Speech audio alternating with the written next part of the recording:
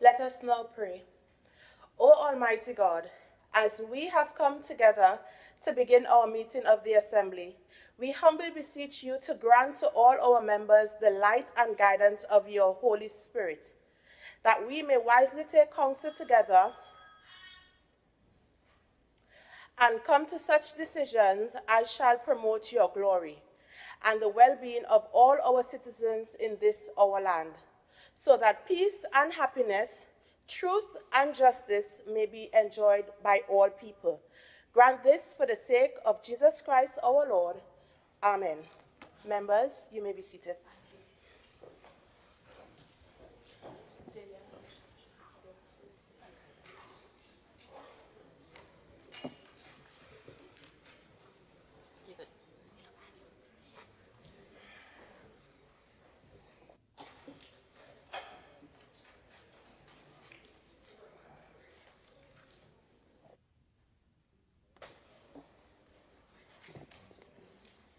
Oath of allegiance of a new member. Announcements by the presiding officer. Honorable members, I have received leave of absence from today's sittings from Assemblyman Dr. Faith B. Israel, member for Belgarden, Glamorgan, Councillor Tashia Boris, Assemblyman Megan Morrison, member for Mount St. George Goodwood, and Assemblyman Natisha Charles Pantin, member for Bagatelle Bacalet. The leaves are granted. Honorable members, as we convene after our period of recess, I extend a heartfelt welcome back to each and every one of you. I trust that this time afforded us the opportunity to recharge, reflect, and refocus as we prepare to continue our service to the people of Tobago with renewed energy and determination. As presiding officer, I wish to emphasize my commitment to ensuring that this honorable house operates with the highest level of integrity, transparency, and efficiency. I expect each of us to remain steadfast in our duties and uphold the values and respect and accountability that are afforded to this institution. Let us engage in robust debates, yet remain united in our collective goal of improving the lives of the people we represent. I would also like to take this moment to express my heartfelt and deepest gratitude to Mrs. Alana Nadine Henry for her exemplary service as clerk of the Assembly. Her dedication and professionalism has been an asset to this honorable house, and we are truly thankful for the contributions she has made during her tenure. At this time, it is my pleasure to extend a warm welcome to our new clerk, Mr. Lincoln Nelson. Mr. Nelson, we are excited to work with you, and I have every confidence that under your stewardship, the administrative affairs of this Assembly will continue to be handled with the utmost diligence and excellence. To all our honorable members, please adhere to the protocols of this chamber. All phones must be set to silent. That includes members of the gallery. Failure to comply would result in your immediate removal. During the recess period, I hope that you did some deep introspection. Let us treat one another with mutual respect, decorum, and dignity, setting a positive example, especially for our youth who are watching. As we move forward, let us embrace the work that lies ahead with purpose, collaboration, and a renewed sense of duty to the people of Tobago. Thank you, and I look forward to a productive session ahead.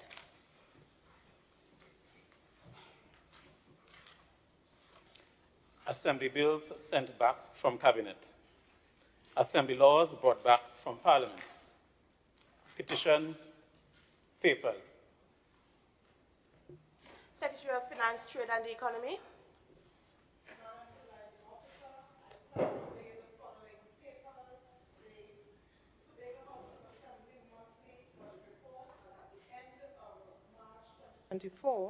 and the Tobago House of Assembly monthly budget report as at the end of June 2024.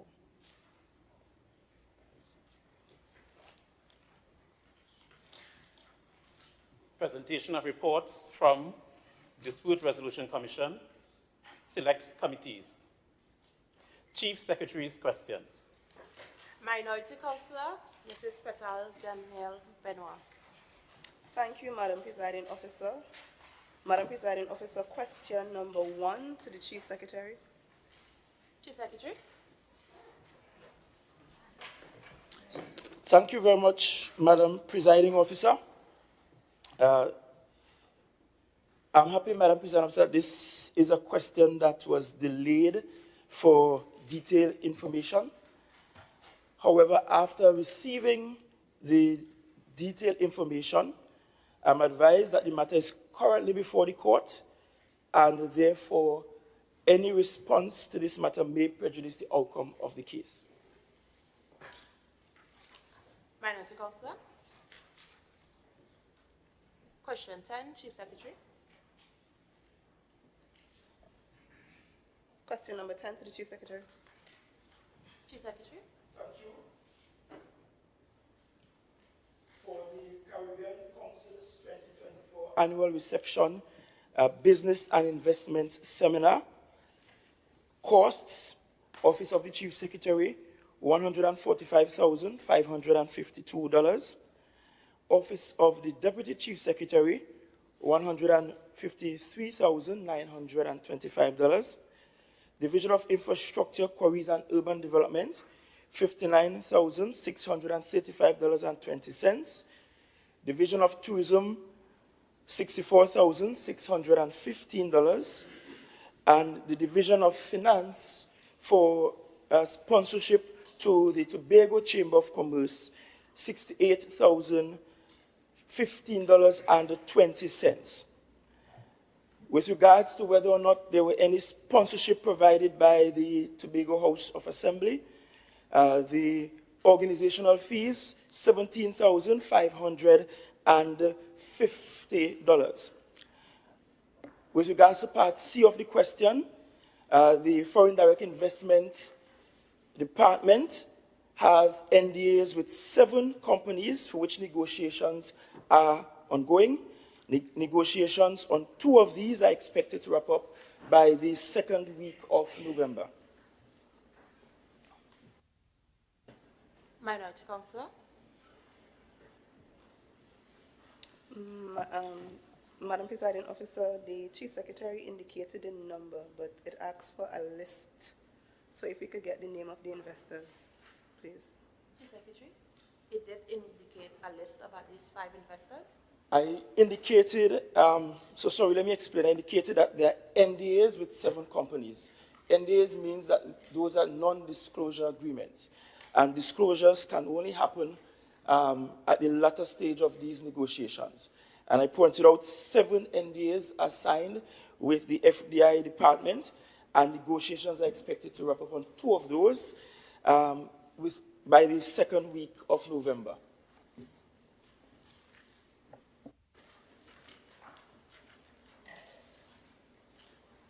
I'm going to assume this is question 3, Minority Councillor, to the Chief Secretary. Yes, number 3. Well, there's no number. There's no number, so I'm going to assume it's number 3. Number 3. Yes. Thank you, Madam Presiding Officer. Again, with regards to the Tobago Day celebrations, the following are the details. Office of the Chief Secretary, 7 individuals at a cost of $241,130.20.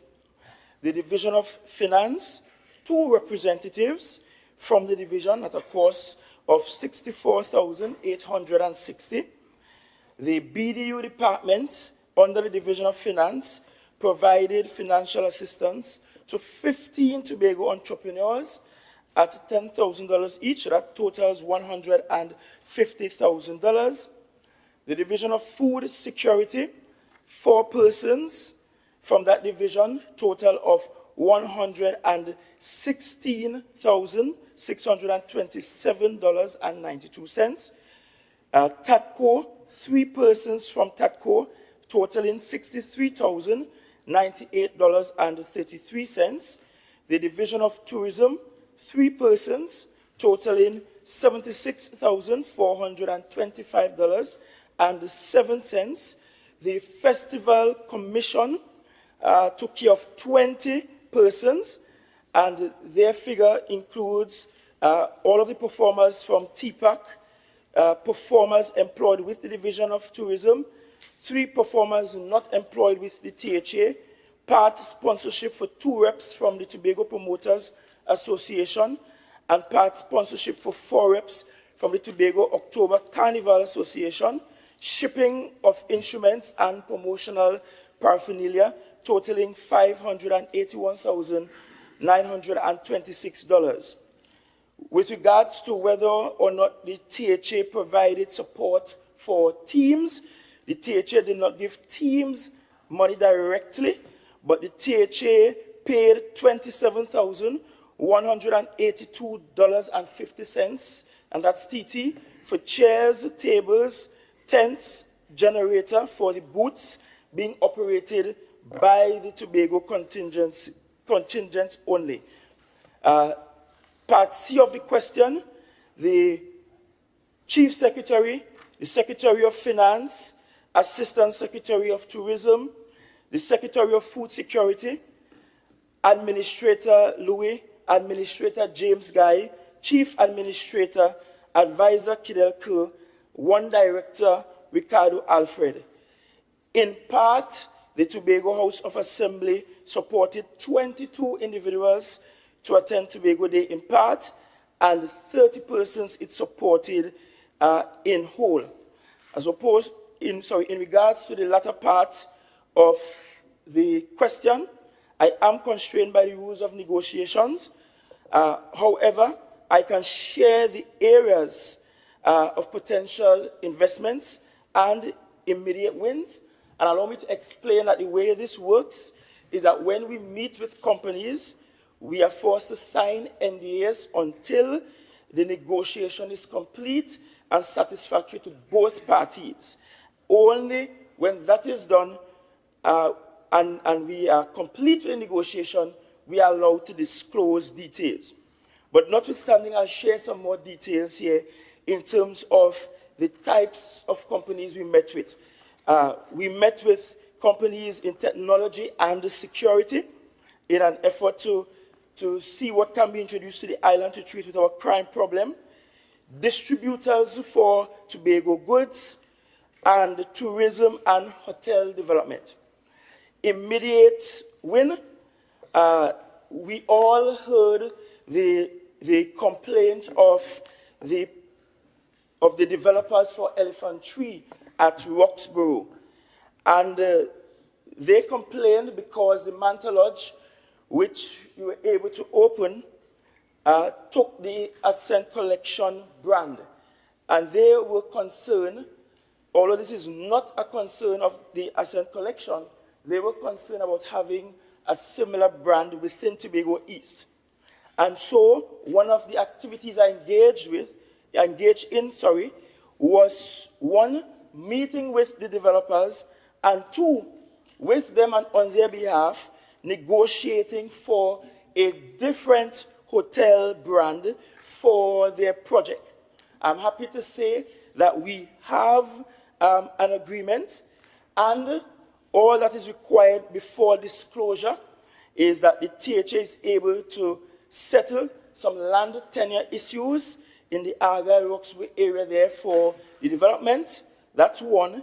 And 2, that we try to use our influence to get the Ministry of Tourism to finally assign all of the subsidies they are entitled to by law. And that's after the THA gave preliminary approvals for this project since 2022. Once we get those 2 things done, we will be in a position to have the hotel developers, the hotel brand in Tobago, and we will make a public announcement as to the branding, the international branding for the Elephant Tree. Minority Leader. Question. Yeah, Madam Presiding Officer, we thank the Chief Secretary for his response, but to A, we didn't get the total expenditure. He disaggregated all the divisions and departments, but we would like to have the total expenditure. Thank you. The question did ask for the total expenditure. Chief Secretary, do you have that to present to us today? I mean, I could probably calculate it, but I gave all the figures from all the divisions, all the Minority departments. Leader, please allow him to answer This his is on the question, please. Hansard, and it's also televised, so I am certain the minority is intelligent and smart enough to use a calculator and can add it Chief together. Secretary, can you kindly give us the total expenditure if possible, please? Are you prepared to wait? Or me to calculate it? I am. Okay, very well.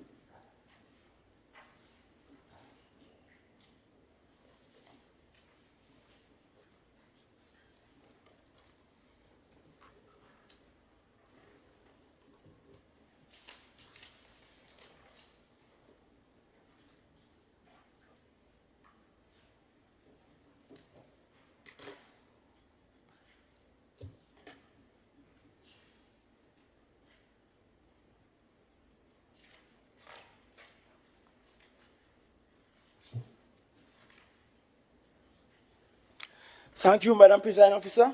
I am happy to assist the minority with their challenge with simple mathematics.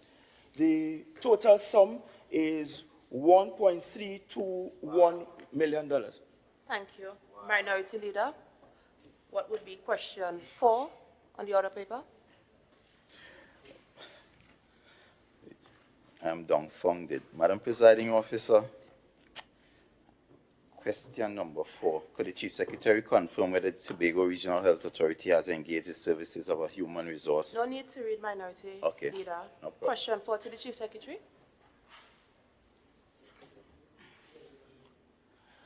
Madam Presiding Officer, I'm advised that there is no consultant hired by the TRHA. Question 5.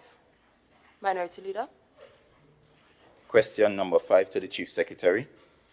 Chief Secretary.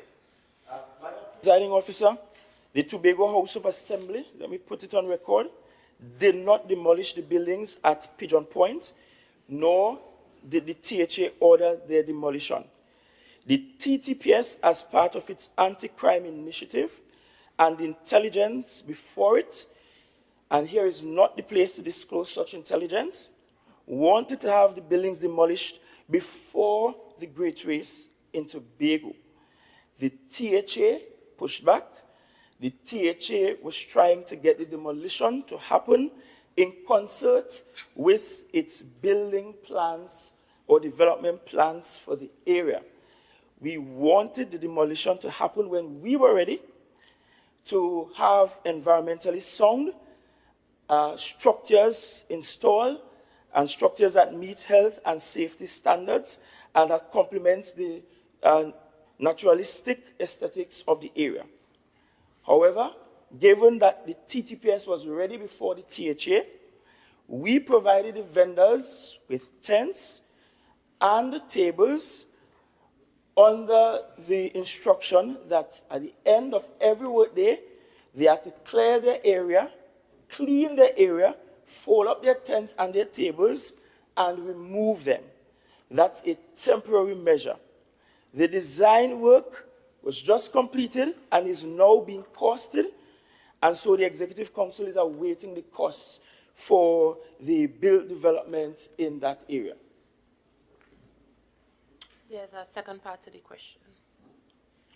Sorry. Right, question number 2 or part 2. Well, I indicated that I can't indicate a cost because the Executive Council is still awaiting a cost. The design work was only just completed, and so costing is happening now. I think we're referring to question 2. So it's with question 2? Yes. Right. My apologies. Right, so question 2, under this section, I have seen the letter dispatched under the EID court letterhead dated 1st of July 2024. Madam Presiding Officer, this TPP administration has always exemplified the highest standards of transparency and accountability. This is born out of our ready responses to the numerous freedom of information applications that we receive on a regular basis, which we have relevant officers in the divisions work tirelessly to process and address in a timely manner. I believe, as a matter of fact, Madam Presiding Officer, that the number of requests received and responded to by this administration is unprecedented and more than any other administration in the history of the THA. We always respond. I'm also pleased to report that after a long history of non-compliance with the Freedom of Information Act, Chapter 2202, the first division of the Assembly, only now, since we come into office, has published its sections 7, 8, and 9 compliance statement in the Gazette under my administration, first since 1999. And I'm happy to also state, Madam Presiding Officer, that division is the Division of Health, Wellness, and Social Protection, and all of the other divisions are currently preparing theirs. My administration remains committed to granting access to information to citizens in relation to all of our transactions. EID Court exercises functions on behalf of the people of Tobago that will redound by extension to the benefit of the people of the wider Trinidad and Tobago. And as such, it is expected to properly disclose information that is not protected by exemptions under the Act.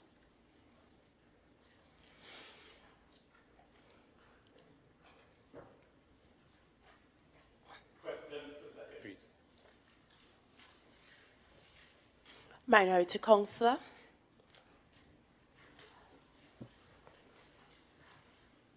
Madam Presiding Officer, in the absent, Well, 240 is to Councillor. 240 is directed to Councillor Boris. She isn't here. 241, you may proceed with 241. 241 to the Secretary of Education, Research, Technology, Assembly. Assemblyman Hackett. Thank you, Madam Presiding Officer. As it relates to the School Repair Program 2024, can Secretary indicate the following? A, total expenditure for the program. Response, $20 million. B, the number of packages offered.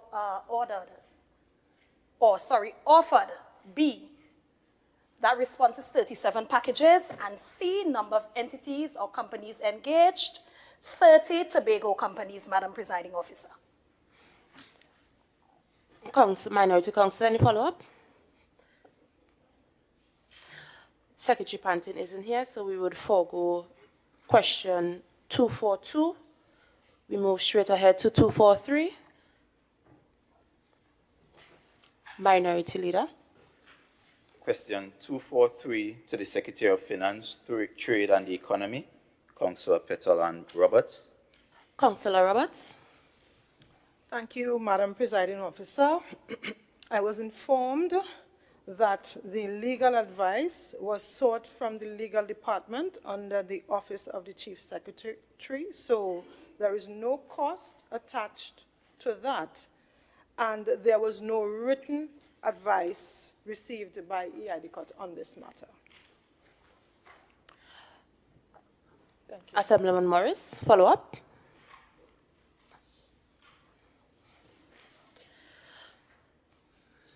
Question 244, Minority Council, no. Assemblyman Morris. Question 244 to the Secretary of Finance, Trade and the Economy, Councillor Petal and Roberts. Councillor Roberts. Thank you again, Madam Presiding Officer. The new EIDCOT board was appointed on July 1st, 2024. The arrangements that were in place when the previous board had expired was that two members of the boards, which were signatories, were reappointed during that interim period. And this follows the Articles of Incorporations of EIDCOT that states the number of directors, both minimum and maximum, shall be 2 directors for minimum and a maximum amount of directors as 9. Thank you. Follow up, Assemblyman Morris. Can the Secretary give us the effective date of the expiration of the former board and the effective date of the interim period? That sounds like 2 questions. 1?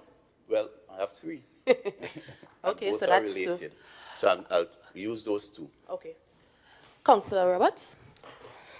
Thank you, Madam Presiding Officer. The previous board term ended on the 31st of January, 2024. So it means that the period was about 6 months. I don't know if that is what he was asking. But the previous board ended on the 31st of January, 2024, and the new board was appointed on the 1st of July, 2024. Assemblyman Morris. Does the Secretary believe that a situation where the EIDCOT, a company executing and spending millions and millions of taxpayers' money, should have a situation where it is the oversight is by 2 persons for a period of 6 months? Do you think that is good corporate governance? Councillor Roberts.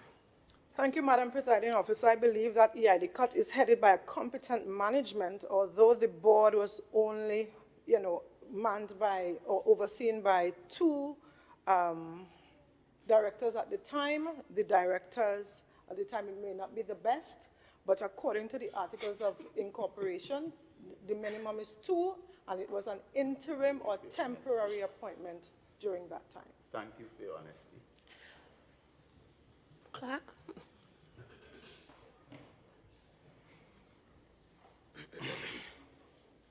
Requests for leave to move the adjournment of the Assembly on definite matters of urgent public importance. Statements by secretaries or assistant secretaries. Personal explanations. Introduction of bills. Motions relating to the business or sittings of the Assembly and moved by a secretary or assistant secretary. Public business. Executive Council. Motion. Chief Secretary, Assemblyman Farley Augustine, Member for Palatine Anthony.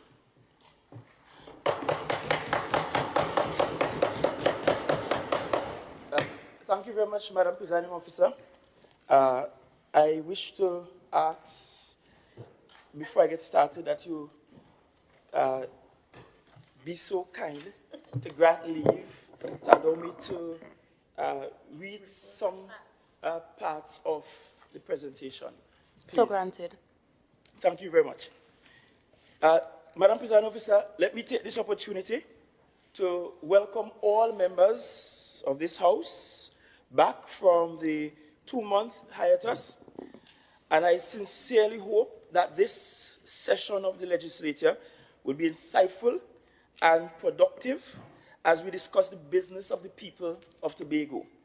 More than that, I wish to give special welcome to our new Secretary of Finance, Trade and Economy, Councillor Petal Roberts, who will be making her maiden contribution in the debate today.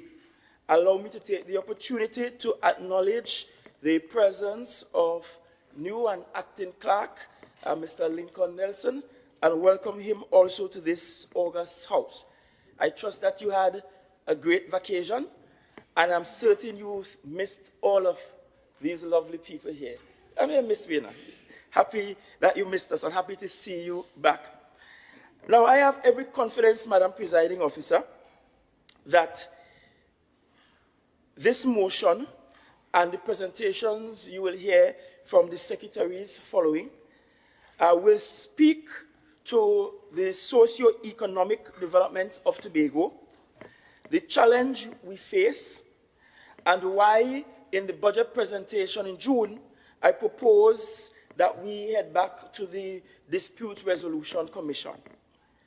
The motion as tabled reads, whereas the Tobago House of Assembly is constitutionally mandated to govern and manage the Tobago affairs or the affairs of Tobago under Act 40 of 1996, and whereas the Dispute Resolution Commission recommended that Tobago's allocation falls between 4.03% and 6.9% of the national budget, and whereas Tobago has consistently received allocations closer to the minimum, 4.03%, which is insufficient to meet the needs of the islands, to meet the island's growing needs, and whereas the underfunding severely restricts the THA's capacity to deliver essential public services while also limiting support for key sectors that are vital to the island's economic growth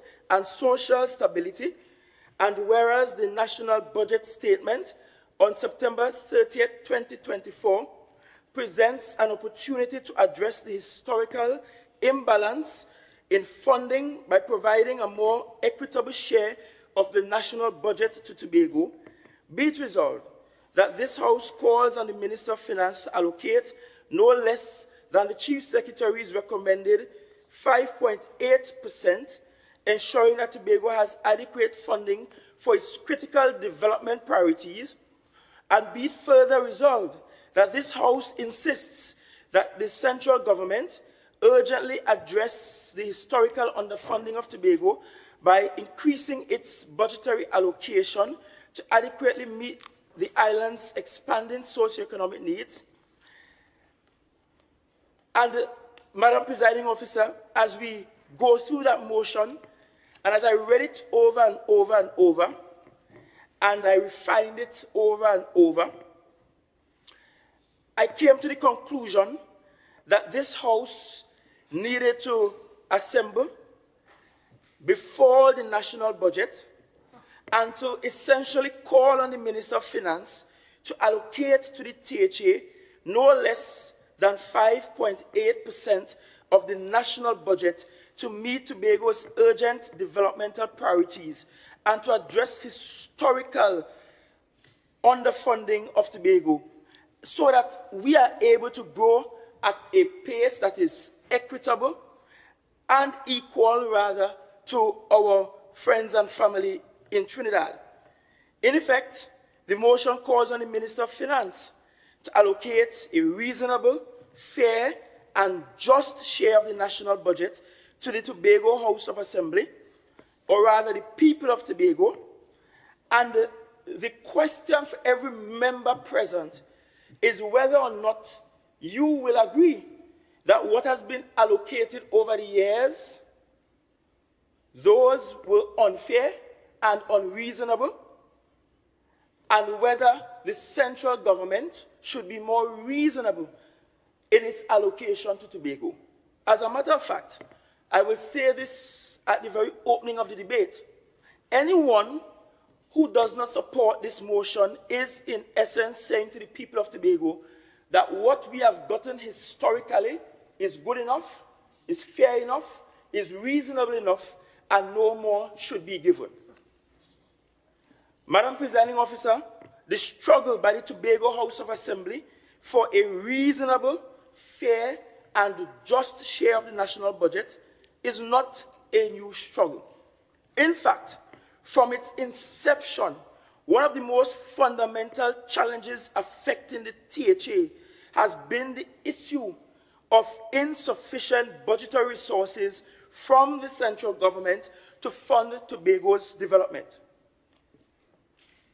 Notably, over the period 1980 to 1996, the Tobago House of Assembly received an average about 3% of the national budget to fund recurrent and development activities in Tobago. And I want that to sink in. From 1980 to 1996, all Tobago was given was an average of 3%.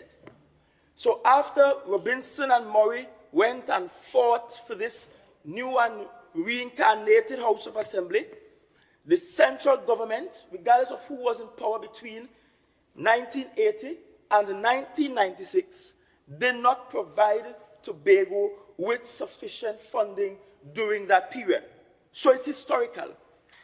It's not a blame to be placed only at the current central government, but one that is historical.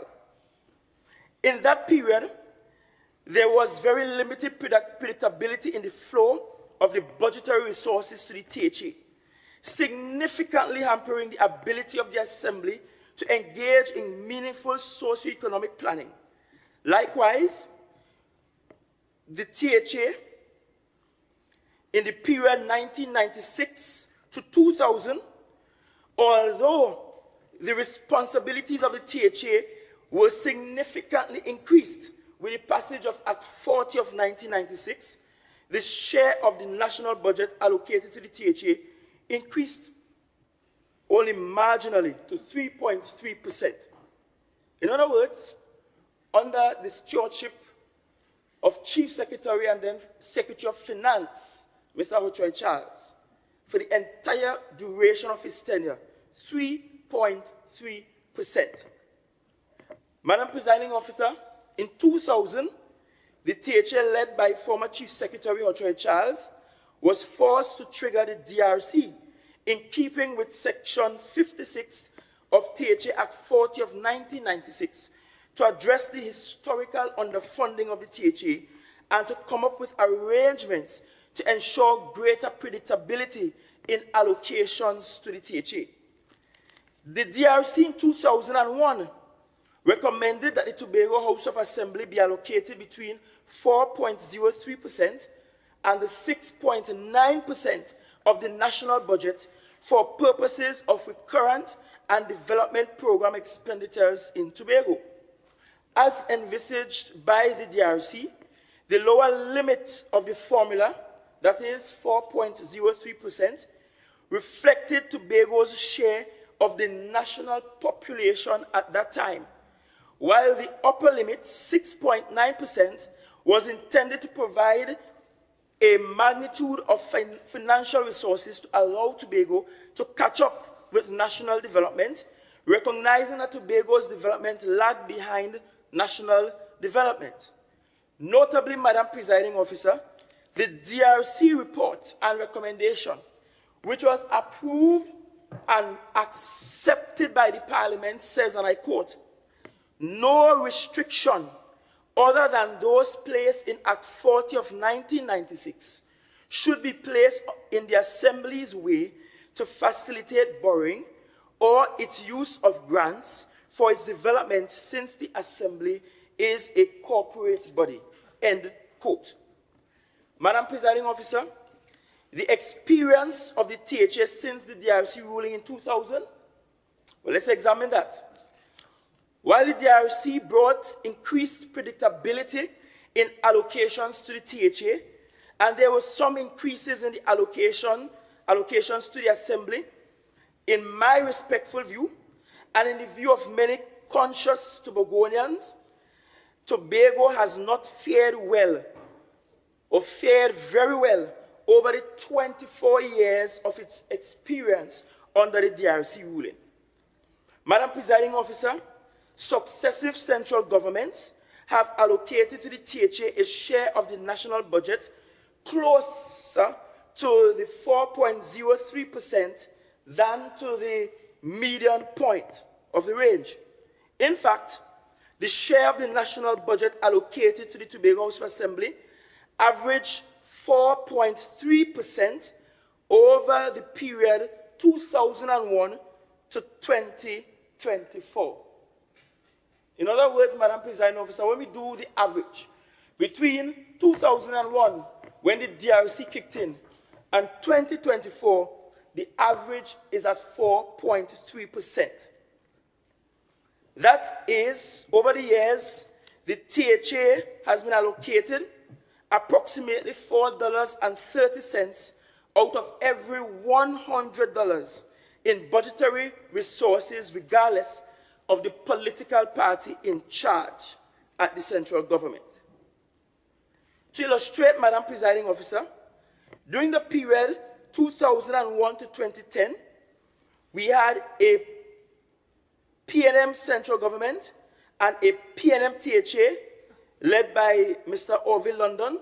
The allocation to the THA averaged 4.3%.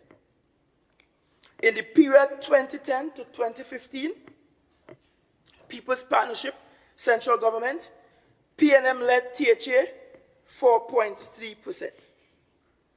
Moreover, Madam Presiding Officer, 2015 to 2021, when we had a PNM-controlled central government led by a supposed Tobagonian and a PNM-controlled THA under Mr. Orville London, Mr. Kelvin Charles, and Mr. Ansel Dennis, the allocations to the THA in that period averaged 4.4% of the national budget.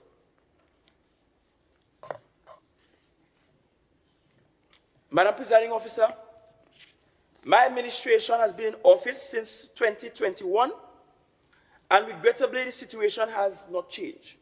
Since 2021, the allocation to the THA averaged 4.4% of the national budget. The picture is pellucidly clear that regardless of which administration is in power at the level of the THA and which administration is in power at the level of the central government, Tobago's share of the national budget remains by and large unchanged. And you know what is very vexing and disappointing is that our colleagues on the other side and their handlers love to tell Tobagonians that if there is PNM in Tobago and PNM in Trinidad, that somehow they will get more, trying to tap into the notion that if you have a big brother in the mango tree, you don't have to pelt mango.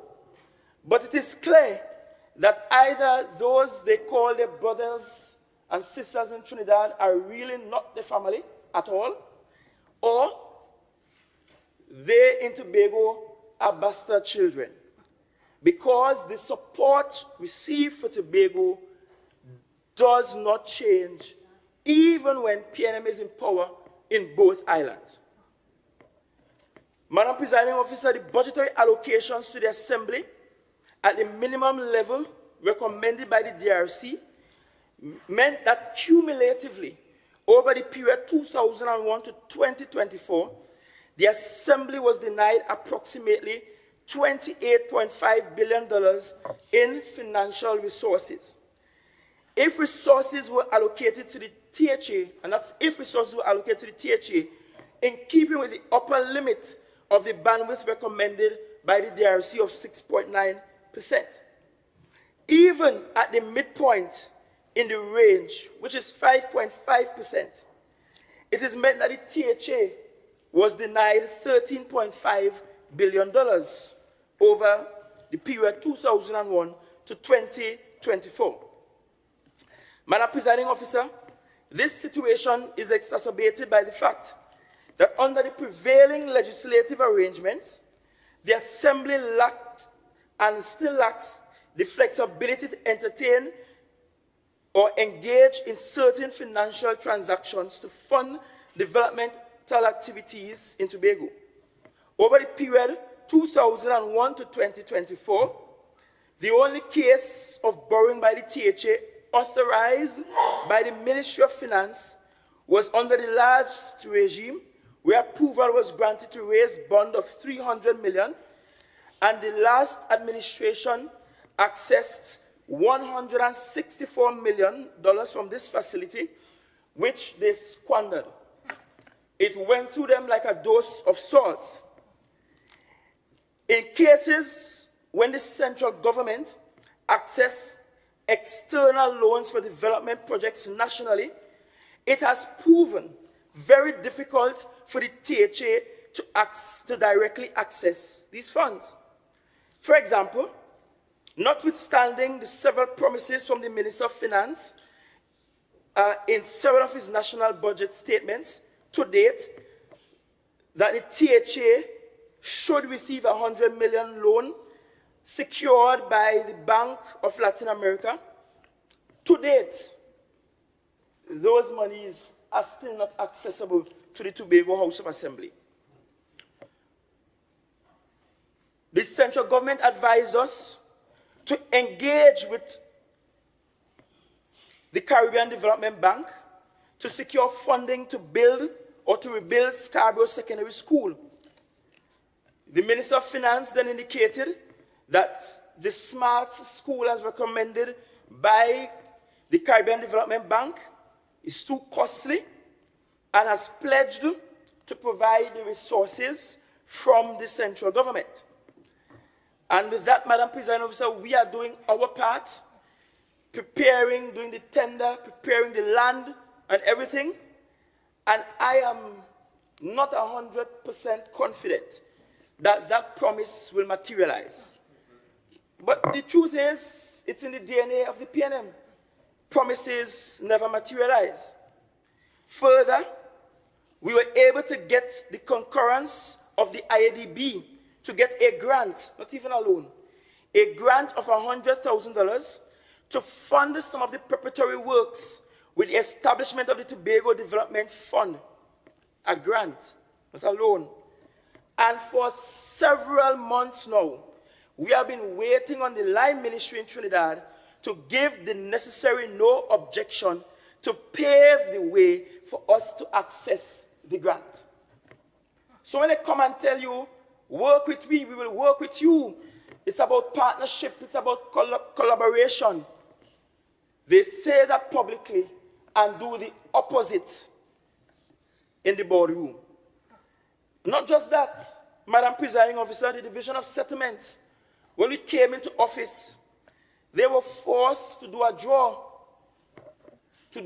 for housing development in Riseland on that program by the same IADB, Madam Presiding Officer, because that was one of the requirements of the IADB. And after we did all of that, and we inquired of the IADB directly late last year, that's 2023, we are told that the IADB is yet to receive any of the information from the line ministry responsible. In other words, the central government does not want to give appropriate, reasonable, just, and fair allocation. And on the back end, they do not even want to support grant funding for the Tobago House of Assembly. That is wickedness, Madam Presiding Officer.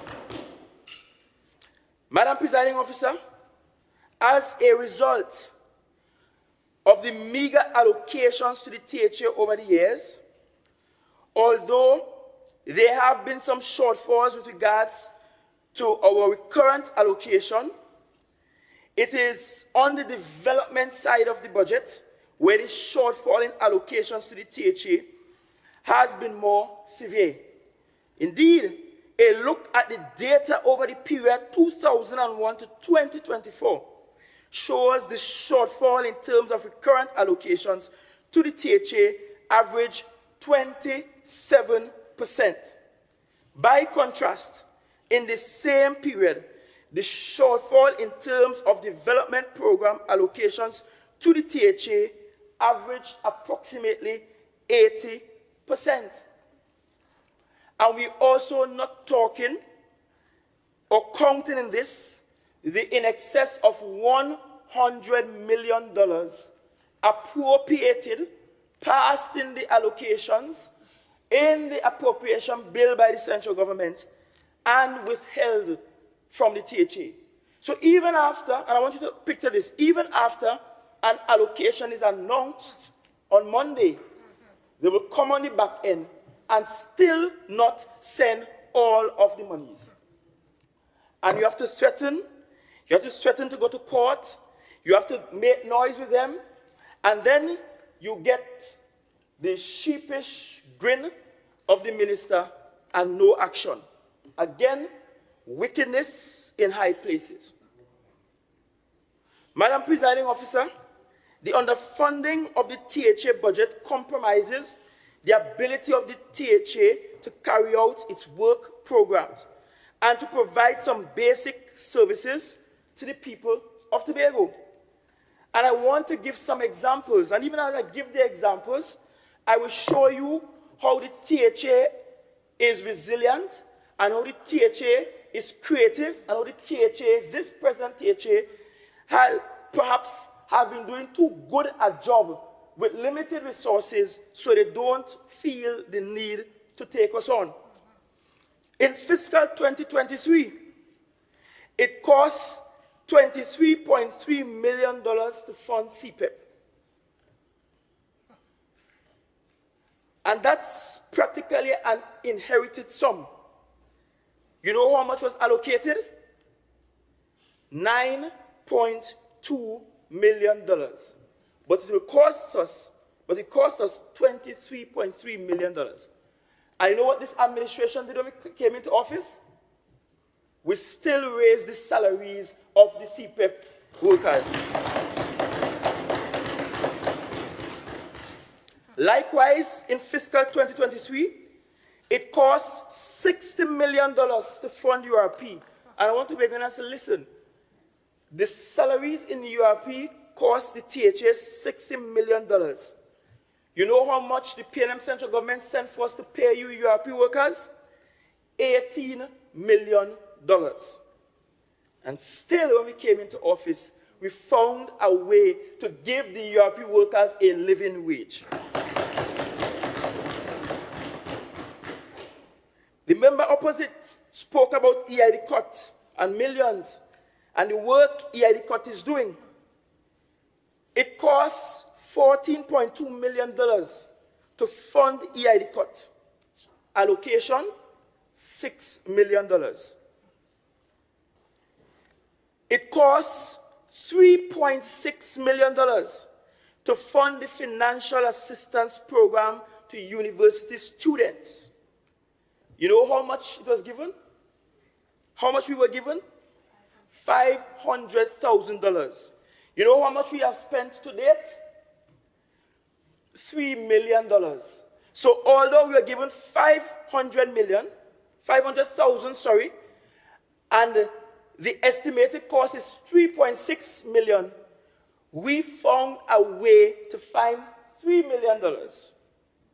$2.5 million in excess of the allocation to fund our university students. And I want to pause there for a while, because I remember at one point, you know, when another party won central government, we had all these crocodile tears saying, oh, the government come in and close down gate. Kamala go close down gate. We live to see that the pseudo-Tobagonian, who is prime minister, not only closed down the gate, he shut it down, he break off the gate, and he fling it away. And so the Tobago House of Assembly, in order to provide support for university students, we can't sit and say, well, we only get 500,000, and that's all we're going to spend. We're not going to give any more to that program. We found a way to go from 500,000 to $3 million, spending more than what was allocated. And last year, we actually spent $10 million on this program. And I'm beginning to feel maybe we're doing too good a job of stretching the little kakada that they really don't think they need to take us on. Notably, Madam Presiding Officer, it costs $16.9 million to fund sport development programs. $16.9 million to fund sport development programs. We're talking about programs for athletes, the Lalong Gordon Fund, programs for sports scholarships, programs that include training, awarding elite athletes, ensuring elite athletes have equipment and they could travel for meets and games and that they get the support they need. 16.9 million is what it costs us to fund the sport development programs. You know how much we are given for sport development programs in the THA? $300,000. In other words, the central government is saying your athletes in Tobago only deserve $300,000 for their development. And then we wonder why our primary schools and secondary schools could beat up everybody in athletics. And then we can't see them in the Olympics. And we can't see the trajectory of their career taking them to dizzying heights. 300,000 is what we are given. And so anybody who votes against this motion is saying to you, Tobagonians, saying to you, the athletes, those of you who are in receipt of funding and support from the division, that all you deserve is $300,000. That's $300,000 to assist TFA, to assist athletics, to assist basketball, netball, athletics, cricket, $300,000. Road resurfacing program. It will cost us $42.6 million to fund the road resurfacing program. That will, that is what it cost us. It actually cost us in fiscal 2023 $42.6 million to fund road resurfacing program. You know what's our allocation? $4 million. And notwithstanding $4 million allocation, and we finding a way to spend $42.6 million, we pave more roads and we patch more holes than what they did with the $164 million that they squandered from the bond financing. And I can't end without talking about the Windward Road Special Development Program, because I am from the East. And while I don't live there anymore, my constituency is there, my family members are there, and so I'm always traveling up there. Windward Road Special Development Program. It cost us $12.9 million. Tobago East people, the central government says that your roads ain't good enough to be fixed, so they only sent $2 million. And because of that, Madam Presiding Officer,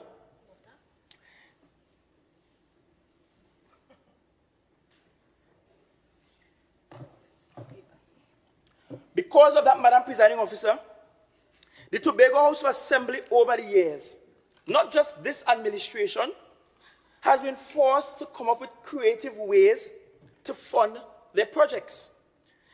Because of the underfunding, the THA ends up spending more money per project on average than our counterparts in Trinidad.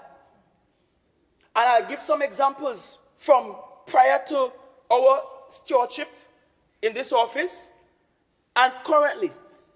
Because it means for every project, we must take longer to pay contractors, and once you're taking longer to pay contractors, you end up spending more. The Shaw Park Cultural Complex, how much Tobagonians do you think that costs?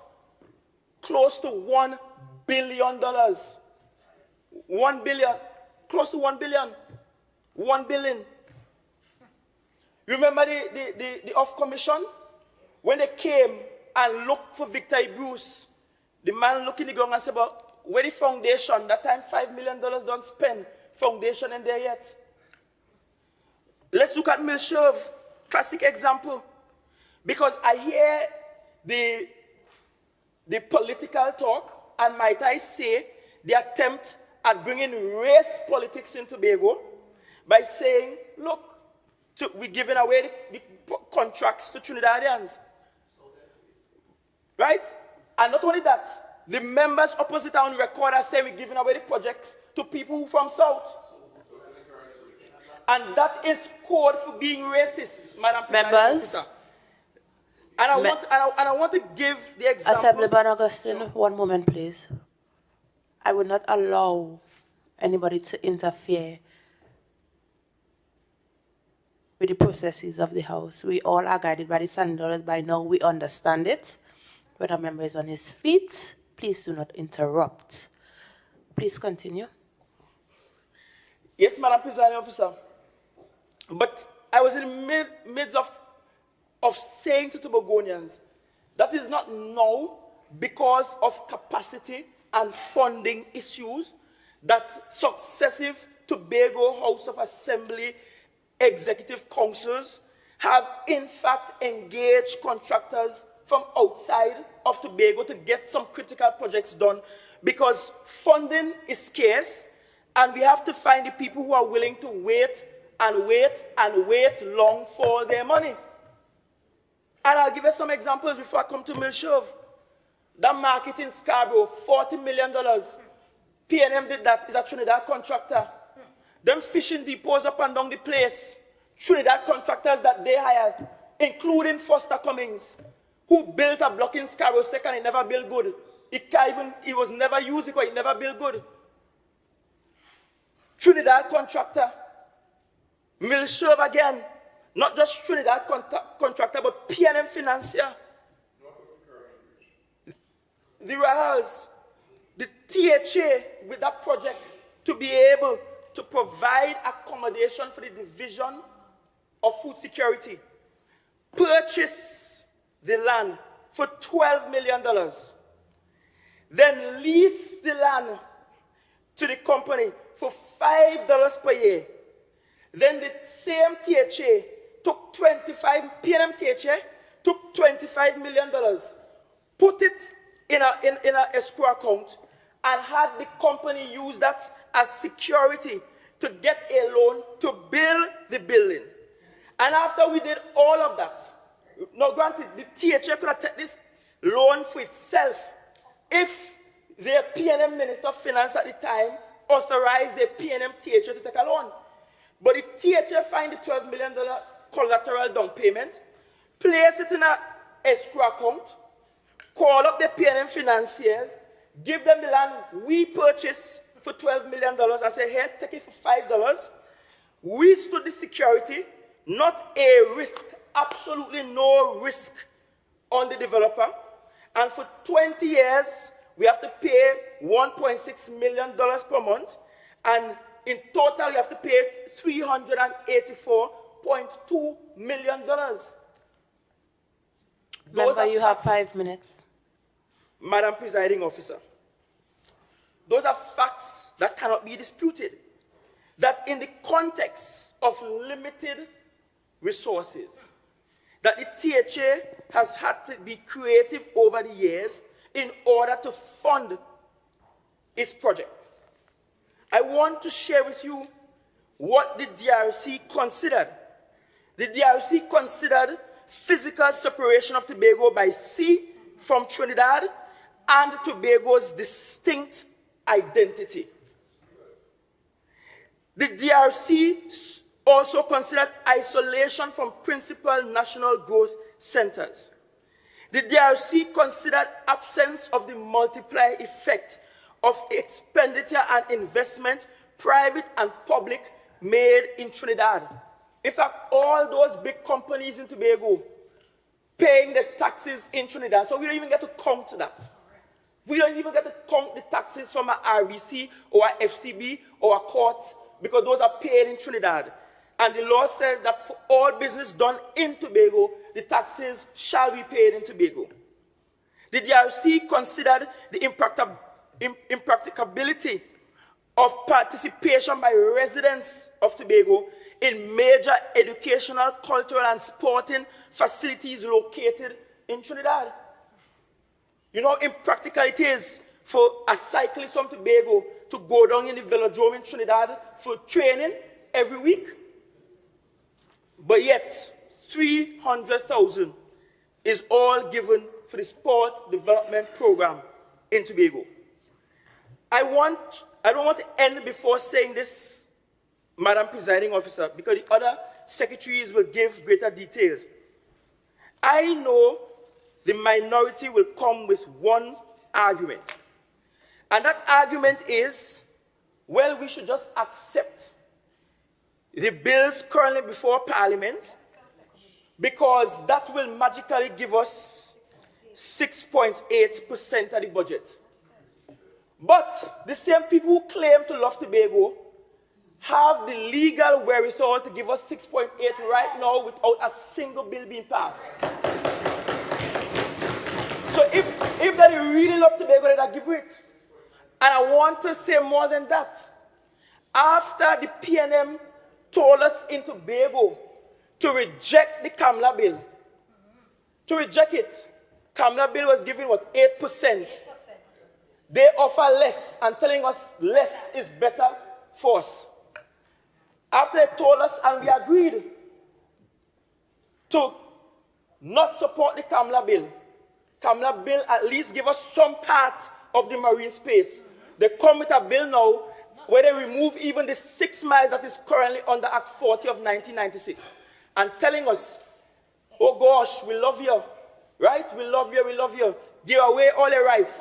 Give away everything. We're going to fix it up after. The thing will grow. Don't worry. The thing will come. It's not a perfect bill. But Madam Presiding Officer, I want to end by saying this to you and this House.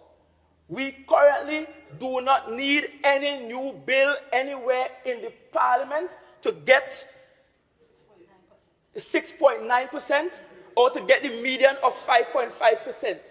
The Minister of Finance can give it on Monday morning when he reads the budget. And this House demands that he gives it on Monday morning when he reads the budget. I so move, Madam Presiding Officer.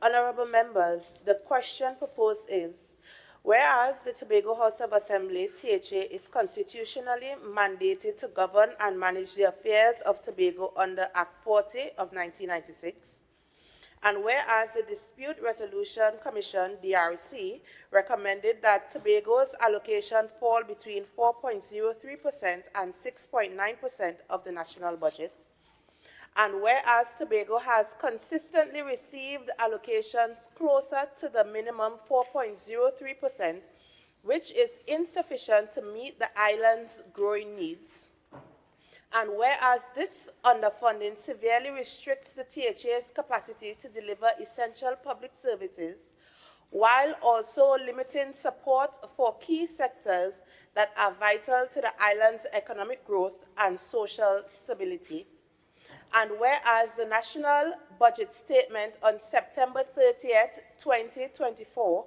represents an opportunity to address the historical imbalance in funding by providing a more equitable share of the national budget to Tobago. Be it resolved that this House calls on the Minister of Finance to allocate no less than the Chief Secretary's recommended 5.8%, ensuring that Tobago has adequate funding for its critical development priorities. And be it further resolved that this House insists that the central government urgently address the historical underfunding of Tobago by increasing its budgetary allocation to adequately meet the island's expanding socio-economic needs. Minority Leader, you may now join this debate. Thank you, Madam Presiding Officer. Like the Chief Secretary, let me also extend a warm welcome to our new clerk of the Assembly, Legislature, our new Secretary of Finance, and of course to all members, welcome back. Madam Presiding Officer, I also would like your permission to read the majority of my speech. So granted. Thank you. Madam Presiding Officer and fellow Tobagonians, you know there's a saying, confession is good for the soul, and you might hear me referring because I have a lovely spiritual intervention on Sunday, but so I'm inspired by that. to remind the Chief Secretary that, yes, confession is good for the soul. And today, we have seen that in full display. And Proverbs 28:13 says, reminds us, whoever conceals their sins does not prosper, but one who confesses and renounces them finds mercy. And it seems the Chief Secretary has finally come to a place of confession. Yes, admitting to all of Tobago and the world what we all have known for some time, that this administration has failed. 3 years into office, they are now acknowledging their inability to manage the affairs of the island, and that is what we heard here, a confession. Confession is good for the soul. This is the same administration, yes, that confidently claimed they would fix things. Remember the slogan, we would fix this. Fully aware, and when they were telling us they would fix this, they were aware of what the budgetary realities are, what the constraints are, but yes, they told you all, they told of all of Tobago that they would fix it. They promised to deliver, but now, because they are one way away from an election and recognizing that they have done absolutely nothing, they are now admitting they cannot, in fact, fix it. Not only is this a confession of failure, but it's also an admission that they have no plan to fix what they promised. So today, let us recognize this for what it is. It's an administration publicly accepting that they are out of their depth and they actually have no solutions in sight. That is what we heard from this jongling, flopping Chief Secretary. This same administration, Madam Presiding Officer and fellow Tobagonians, I want to put on this record that I stand here today not just as a minority leader, but a son of this soil, deeply invested in the future of our island. We are presented today with a motion by the Chief Secretary regarding Tobago's budgetary allocation. And let me make it pellucidly clear that my long-standing position on the need for increased funding for Tobago has always been driven by a sense of patriotism for this island, not by this motion. Madam Presiding Officer, long before this administration, even before I entered politics, as a community activist, I consistently advocated for more resources to fuel Tobago's development. As a proud member of the People's National Movement, we have always championed the cause for Tobago, calling for an increased budgetary allocation to be enshrined. So we are begging, we want it written into the Constitution what Tobago's allocation should be as a matter of certainty, a point I will elaborate upon further in my contribution. Madam Presiding Officer, the Chief Secretary, by his own admission, has demonstrated that he nor his colleagues possess the vision, the innovation, nor the leadership, nor the fiscal discipline to manage the scarce resources allocated to the Tobago House of Assembly. Today, I will demonstrate that the current administration, despite receiving more funds, because he failed to tell us that, talked about the historical context, but didn't tell us that even in this situation, they are getting a better allocation than every previous administration that went. More money. More money they are getting. Yet, despite receiving more funds than any previous one, Madam Presiding Officer, I beg your protection from this young lady. Domestic violence is real. Minority, no. No.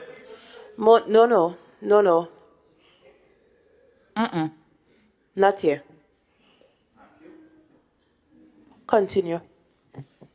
Madam Presiding Officer, despite receiving more funds, and they don't want people in Tobago to hear the truth because they go around in their little circles telling them the central government ain't giving we no money, that's why we can't do this, and that's why we can't do that. When the truth is, you have received more funds than any previous administration, and you have failed to deliver the results to which the you promised the people of Tobago and which the island so desperately need. Madam Presiding Officer, the hypocrisy of this administration knows no boundaries. Hypocrites.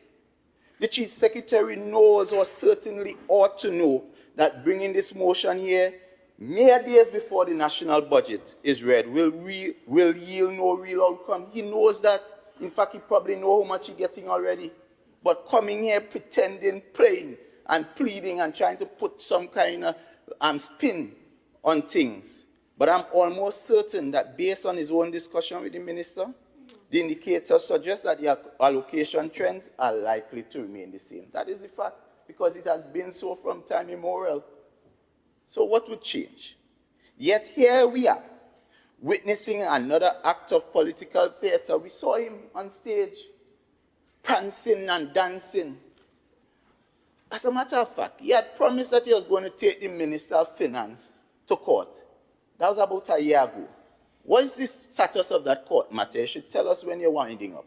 Because if nothing has been done, all we have is a chief secretary who simply blows hot air. And I'll take from a member, poof, poof, hot air. Madam Presiding Officer, this motion is not about securing more funding for Tobagonians. It's an attempt to shift the narrative away from this administration's glaring incompetence in managing the substantial resources already entrusted to them. It's a distraction, plain and simple. A blind man could see that. The Deputy Chief Secretary, I remember, once and consistently spoke about smart objectives, about managing what you have and managing expectations. So shouldn't this administration, with all this rhetoric, shouldn't they have been more focused on preparing for what they know will come? That is what prudent governance is about. You know for a fact, because you said you were so correct the last time when you predicted what the national budget would be. And you have said the budget will be on average 4.4% because it has been so since 1996 come all the way down. So shouldn't you be planning and preparing for about 4.4% of the 65 billion you say would be the national budget? But instead you come here playing smart to hoodwink Tobagonians, to come and cry wolf because you don't have the capacity and the ability to treat with Tobago's needs. Madam Presiding Officer, instead they stand here trying to mislead Tobagonians, blaming insufficient funds for their failure, when the real issue is one of mismanagement. That is the issue we face. The motion is nothing more than a feeble attempt to cover up their shortcomings, and it must be seen for exactly what it is: hypocrisy at its finest.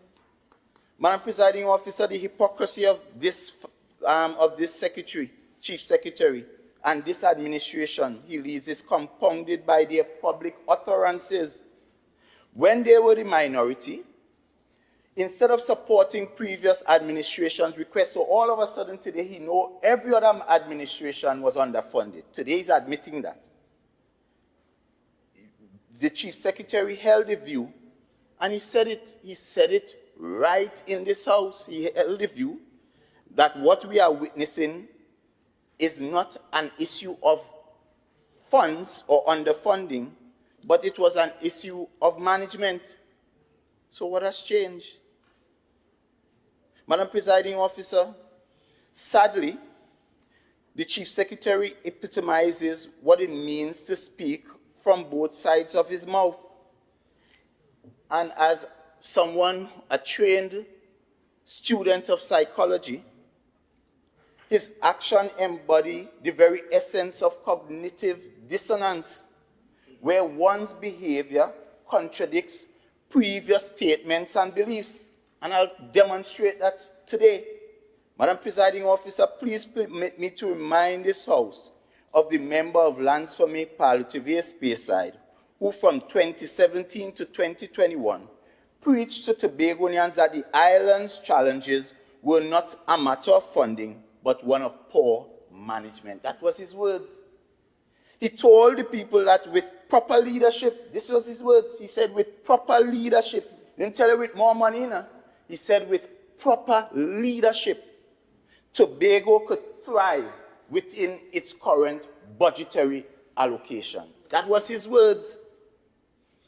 Fast forward to 2024, to today, and this same chief secretary, same person, you know, is coming to us now that he's in office, having fooled Tobagonians that he had a plan, and having failed to deliver on his promises, sings a different tune. Suddenly, he is claiming that the island setbacks are due to a lack of funding and no longer about mismanagement. Two different songs, same singer. Madam Presiding Officer, this point cannot be overstated. And I want us to do the comparison. From fiscal 2021 to the present, this administration has been allocated, and I want to be going and see here, $7.5 billion. $7.5 billion in 2 years. And that is almost 1 billion more than what the previous administration had from 2017 to 2020. They got $6.8 billion. That is what the previous PNM administration had to treat with, even in the period of COVID, to manage the affairs of Tobagonians. You got a whole almost $1 billion more. Yet despite this significant increase, they have failed to deliver meaningful progress. So how can they now shift the narrative from management to money? Because if those before had less, and you are having more, how could you say you have more money problems than that person? If this is not the height of hypocrisy, then I personally don't know what is. Hypocrites. Madam Presiding Officer, if this administration is claiming that they don't have enough resources to deliver for the people of Tobago, if they are telling us it's impossible to fulfill the promises they've made, then perhaps the PNM were magicians, because the PNM made it possible. The PNM delivered, and the PNM, when we return to office, will deliver again. Madam Presiding Officer, you're going back over. Madam Presiding Officer, let's do the comparison again. From 2017 to 2020, with nearly $1 billion less in funding, the PNM still achieved more. Under the PNM, Tobago experienced 4% GDP growth. Today, under this administration, with $1 billion more, the economy has plunged into a negative 2% growth. So, under the PNM with less money, GDP increased. Under this hapless administration, with more money, GDP decreased. And you trying to tell me money is the problem? That is poor management. Clearly, it's about management. Madam Presiding Officer, under the PNM, we created over 2,000 jobs. And under this administration, Tobagonians have lost almost 2,000 jobs. They've shut down the private sector, construction sector, closed, stagnated.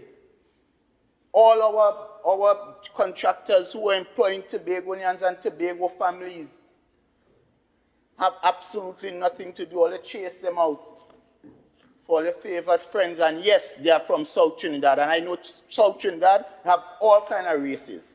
So I don't know how you come up with that. Maybe you are the one that have some kind of stereotypical kind of arrangement in your head as to what South Trinidad looks like. Because when I go South Trinidad, I see black people, I see Indian people, I see Chinese people, I see all the races of Trinidad and Tobago.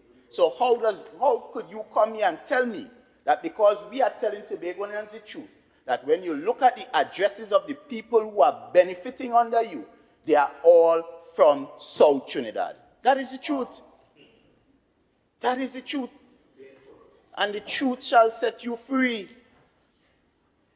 Madam Presiding Officer, the PNM distributed over millions in food and social support, and I remember when during the COVID they were calling about that, and we said we made absolutely no apology for feeding Tobagonians during a time where COVID had ravaged the country. Persons who were doing well were at home, not able to do their 2 jobs and 3 jobs. And we said, we don't know the circumstances of these people no more. COVID made life difficult for everyone. And so we made absolutely no apologies for utilizing the funds that belong to the people of Tobago to go in the pockets of those people in Tobago during that time. But what have you done? You have taken over $300 million and you're talking about not having money for development. But you found the money for development and you spirited it away to your friends. That is what you have done. And that is why Tobago people catching their tanty and their nenen right now. Okay. Because you have deprived Minority us. Leader, point of order. Please give way. Thank you, Madam Presiding Officer. The member is seeking to impute improper motive, saying that I've spirited away monies to my friends. I have no friends now about. Member, I'm just going to guide all members. Please be cautious of your terminologies. I'm not going to allow any inferences to be made. Please continue, Minority Leader. Administration has given contracts to persons outside of Tobago to the tune of over $300 million. And that is the facts. So who don't like it, let it take it in the pipe and smoke it. Madam Presiding Officer, the PNM's investment stayed in Tobago. We ensured that major projects from the administrative complex to road resurfacing were completed by Tobagonians, keeping the money circulating within the local economy and benefiting our people. And that is why during that time Tobagonians were thriving. When you go to the bars, you were seeing Tobagonians spending Tobago people money. Because when you get the fellas who were getting those jobs, they would be paid, then they would go into their community, by the community bar, they'll go to the supermarket, they'll go to the little grocery shop next door, and they would spend that money. But under this current situation, when you take that big chunk of the money that you say you don't have, and it ends up outside of Tobago, how is it coming back? Think about it. And if we are saying the economy is this big, about 2.6 billion, and you squeeze out 300 million, think about a balloon. If you have a balloon this size, and you deflate air to about a little less, wouldn't the balloon shrink? And that is what they have done to Tobago's economy. Because while they received the 2.5 billion, they have in fact deflated and taken away out of the economy 300 million. So it leaves us with less folk to go around in this space. And that is why you're seeing Tobagonians frustrated, walking around, unable to meet their bills. People, and they're seeing it. They are seeing it in their own district office. Because people are coming there every day looking for jobs. People are coming there for food support. People are coming there to help to pay their rent. They are seeing it. But the reality is your own actions that have brought this on the people of Tobago. And you have to take responsibility for that. Madam Presiding Officer, never before have we witnessed almost an entire administration, and when we talk about mismanagement and malgovernance, under the watchful eyes of the police. First time in history. The actions of the people who we gave the responsibility to manage our affairs are now under the scrutiny of the police and the Integrity Commission. I could speak to 3 I know about for sure. Assemblyman Morris. Assemblyman Morris, relevance. Madam Presiding Officer, we are talking about the allocation of public funds and how it is being mismanaged. It is being mismanaged so badly that Tobagonians have had the reason to report the mismanagement to the police. I see no correlation. Please continue. I am so guided, Madam Presiding Officer. Members. I'm so guided. Please continue. Madam Presiding Officer, the procurement process under this administration has been nothing short of scandalous. We have heard about inflated contracts. $19 million for a road in Smithfield, Dutchford, that should have cost $6 million. And don't talk about that arrangement down at Pigeon Point, a contract given out for $54 million, where they are paying a contractor to pitch and pave a road. You know how much they're paying per ton for bitumen to lay that bitumen? $2,700 per ton. And they came to the people of Tobago and told the people of Tobago that the former administration was paying $1,400 per ton and that was corrupt. So I continue to ask the question, if $1,400 per ton to place bitumen is corrupt, then what is paying $2,700, almost double the price? Doesn't that make it doubly corrupt? And how could you, and that's why I'm saying there's some kind of level of cognitive dissonance that exists all amongst these people. It stopped right by Petal. I don't know about that one right there. But it goes all the way around the horseshoe. What? Thank you, Madam Presiding Officer. I understand his frustration, the truth. But, Madam Presiding Officer, the point is, so I don't want to stray too much. The point is, Madam Presiding Officer, you have these people coming and saying one thing, and then they turn around in the same breath and do complete opposite. So you're telling Tobagonians, look, they pay them $1,400 per ton, so them people, they corrupt. But you come and pay double. How could you justify that? How? It means you are paying twice the price for one road that you could have built two roads. So if you could have gotten two roads, if you were paying $54 million for that road, in essence, you could have built two roads, the same length, for that same price of $54 million. And this is why we are having the discussion about prudent management. It's not simply about more money, but it's how you utilize what you already have. Are you using it prudently? Are you using it to the best? Madam Presiding Officer, just today, I'm being told nobody sent out a press release. Member, you have 5 minutes. Thank you. Nobody sent out a press release. But you told us the secretary is out, is absent, the deputy chief secretary. I understand the deputy chief secretary has gone on a trip for over a week with two of our advisors. That trip, I understand, is costing thousands and thousands of taxpayers' money. I understand that same division at the same time has a bill, a phone bill. They're owing the state over $3 million, and that bill has not been paid since COVID. $3 million, but yet you've gone jetting off. You can't pay a phone bill. So right now, if somebody's trying to call a social worker, their phone down because the company has taken action and all their phones are cut. And this is the madness that is happening in this space.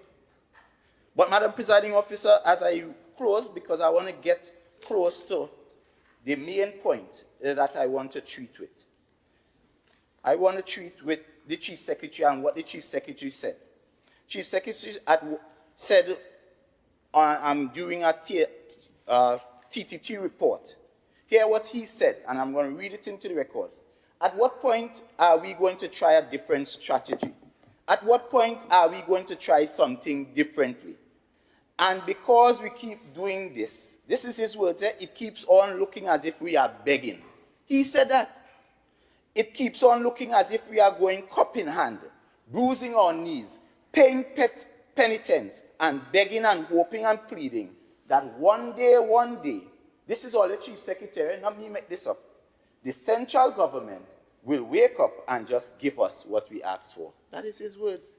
But today he comes here trying to berate us and trying to make us believe that somehow, magically, the central government will just give us. So, Madam Presiding Officer, I have a better strategy, because you see, the definition of madness is trying to do the same thing over and over and expecting a different result. And it is a no-brainer. You are asking for 5.8%, but you have languishing sitting in the parliament a bill that provides you with 6.8%. And if the argument here is that we need more money, then right away you get more money enshrined in the Constitution. Nobody could take it away arbitrarily. And therefore, if that is your issue, that I cannot deliver to the people of Tobago because the money is insufficient, well, here is your answer. Here is your answer. You have a bill that gives you not just more money, 6.8, it allows you through the Fiscal Review Commission to even ask for more for other off-budget development items. It also gives us here lawmaking powers. So we here sitting in this space can once and for all determine what we want to govern the space of Tobago. We have a situation right here where we saw a sitting abandoned because we didn't have a deputy clerk. It also provides that right in the bill. And this nonsense about the taking out 6 nautical miles is lies. I have the bill right here, Madam Presiding Officer. The Part 2 of the Tobago Island Government Bill, Section 5.1, says, in accordance with the powers under Section 75. Assemblyman Morris, I'm struggling to find relevance. No, we are talking about the fact that we can get more through supporting the current bills in the Parliament than what we are trying to beg for. And that is the relevance. And that is why I'm proposing the following amendments as I conclude and as I wrap up, which reads, Madam Presiding Officer, let me just get the amendments, permit me.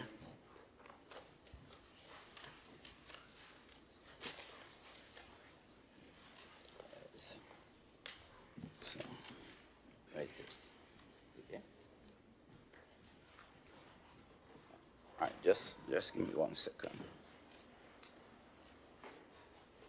I crave your indulgence. All right, so I'm proposing the first amendment, Madam Presiding Officer, to leave out the words calls on the Minister of Finance to allocate no less than the Chief Secretary's recommended 5.8% at the first resolution, and insert the words agrees to support the bills currently before Parliament to increase the recommended budgetary allocation to a minimum of 6.8% of the national budget.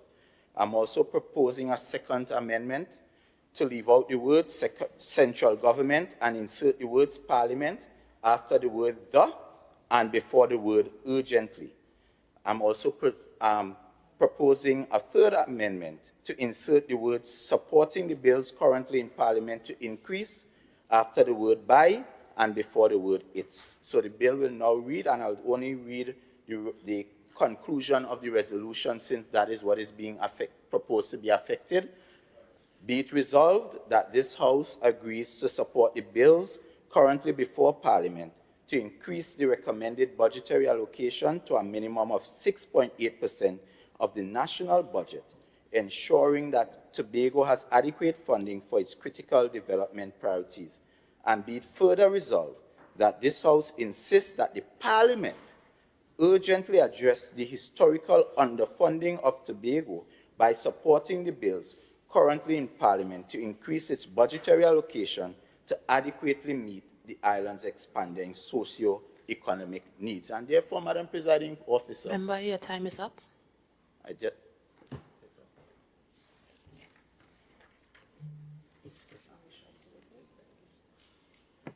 Is there a seconder for this amendment?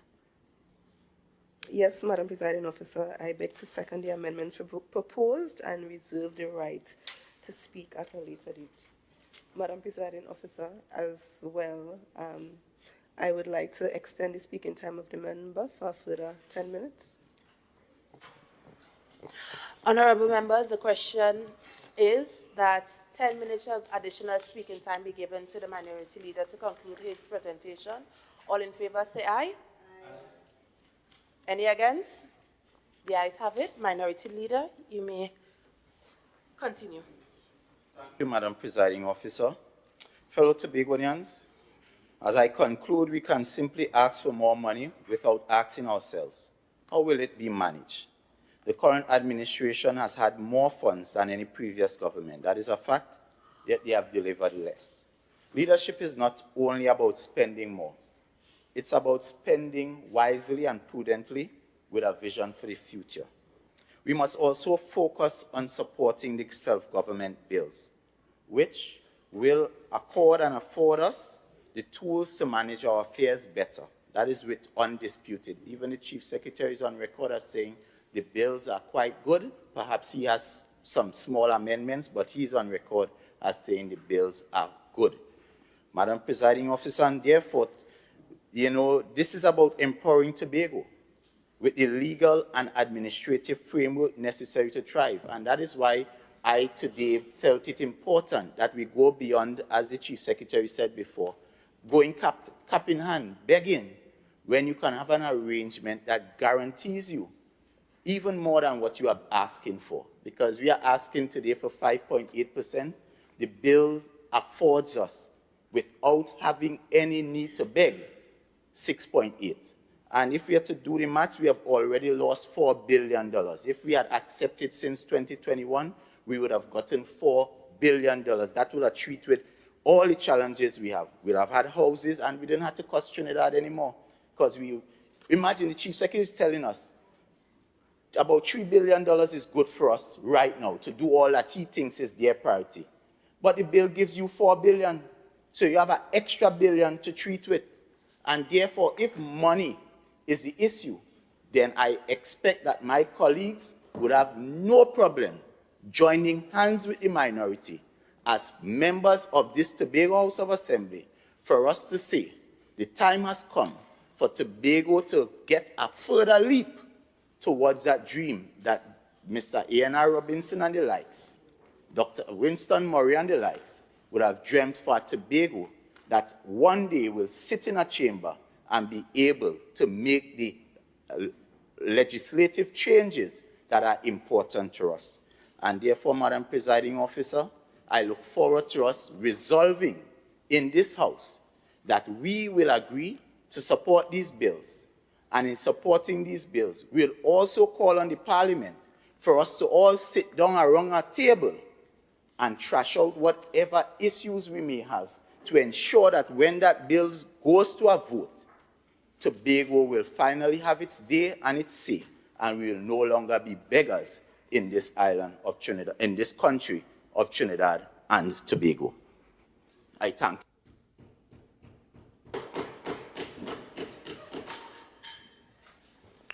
Honorable House, we have one moment, Assemblyman James. Honorable House, we have received a seconder on the amendment proposed to leave out the words calls on the Minister of Finance to allocate no less than the Chief Secretary's recommended 5.8% at the first resolution, and insert the words agrees to support the bills currently before Parliament to increase the recommended budgetary allocation to a minimum of 6.8% of the national budget. Second amendment, to leave out the words central government and to insert the words Parliament after the word the and before the word urgently. Third amendment, to insert the words supporting the bills currently in Parliament to increase after the word by and before the word its. Members, presenting in this debate, you are allowed to speak on the proposed amendment as well as the substantive motion. Member for Scarborough-Mongrace, you may now join the debate.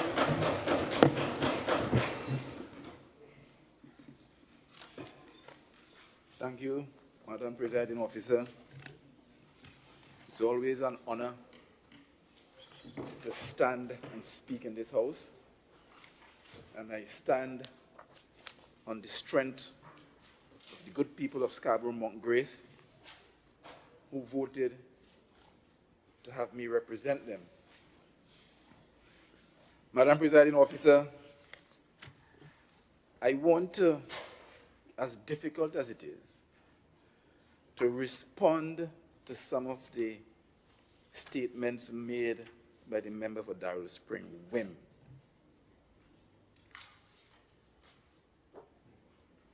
Hypocrisy must have been the title of the speech. And when we come to this house and we want to tell Tobagonians about hypocrisy, we can look no further than the PNM. Hypocrisy. The past administration, Mr. Dennis, Mr.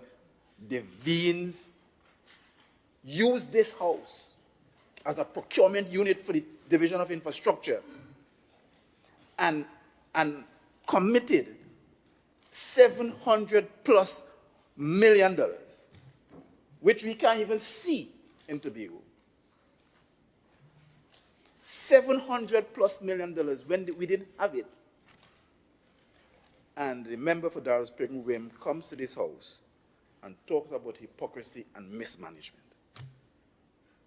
How does one respond to that? They repeat over and over as if repeating the lie will make it truth. That we have spent or awarded contracts to the tune of more than $300 million. Nothing is further from the truth. We have engaged in procurement methodologies that allows private sector funds to be spent in Tobago because of a budgetary shortfall, for the most part. Smithfield, they keep mentioning it over and over and over. Smithfield, estimated, went to Port of Spain, submitted by the PNM for $40 million. We extended the project up to Dutchford. Build an additional bridge. Do it in record time, never seen in Tobago, 19 or 20 days. For $19 million.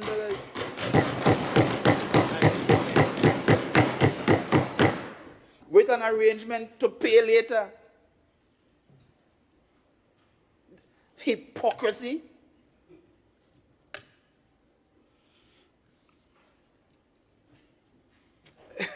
Listen, words escape me. He comes to the house and then he talks about supporting an amendment to accept the bills before the parliament.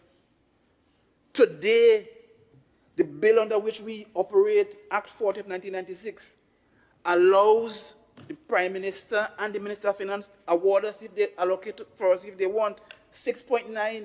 Didn't come from them. Today, and reminiscent of a real house slave, yes, come to us. I reject that reference. Minority Leader, please have a seat.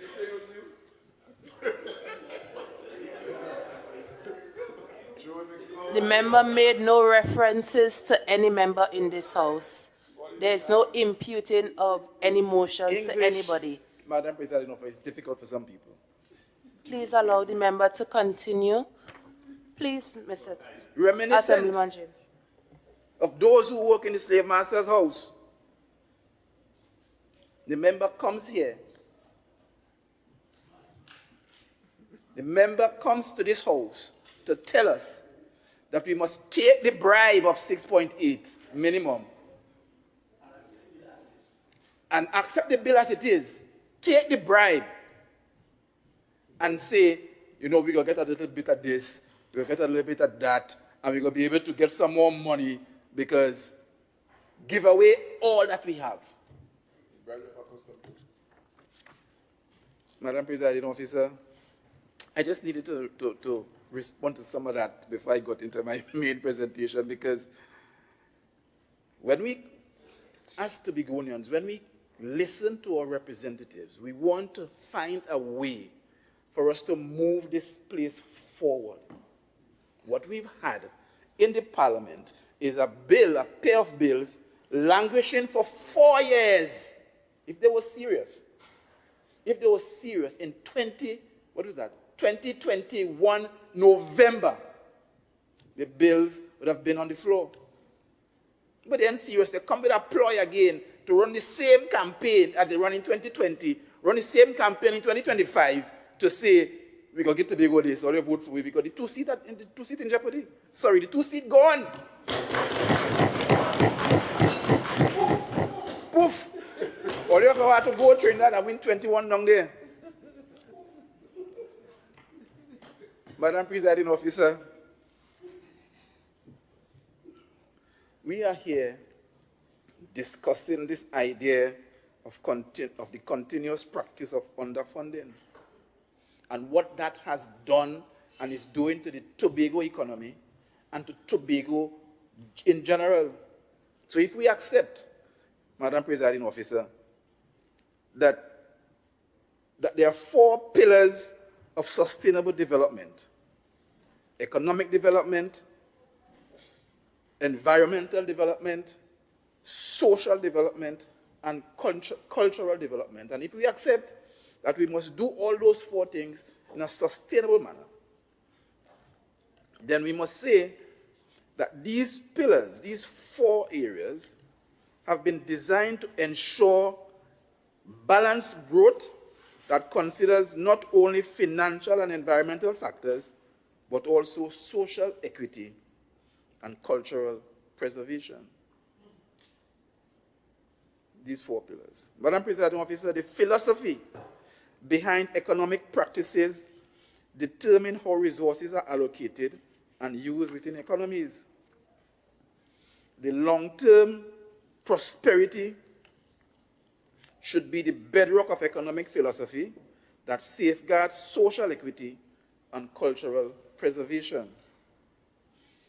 Therefore, Madam Presiding Officer, in the Tobago context, the practice of continuously allocating the so-called national resources such that Tobago remains under-resourced can only be interpreted as an attempt not just to imperil Tobago, but to expunge any chance of cultural preservation of the Tobagonian and social equity between the peoples of Tobago and the peoples of Trinidad.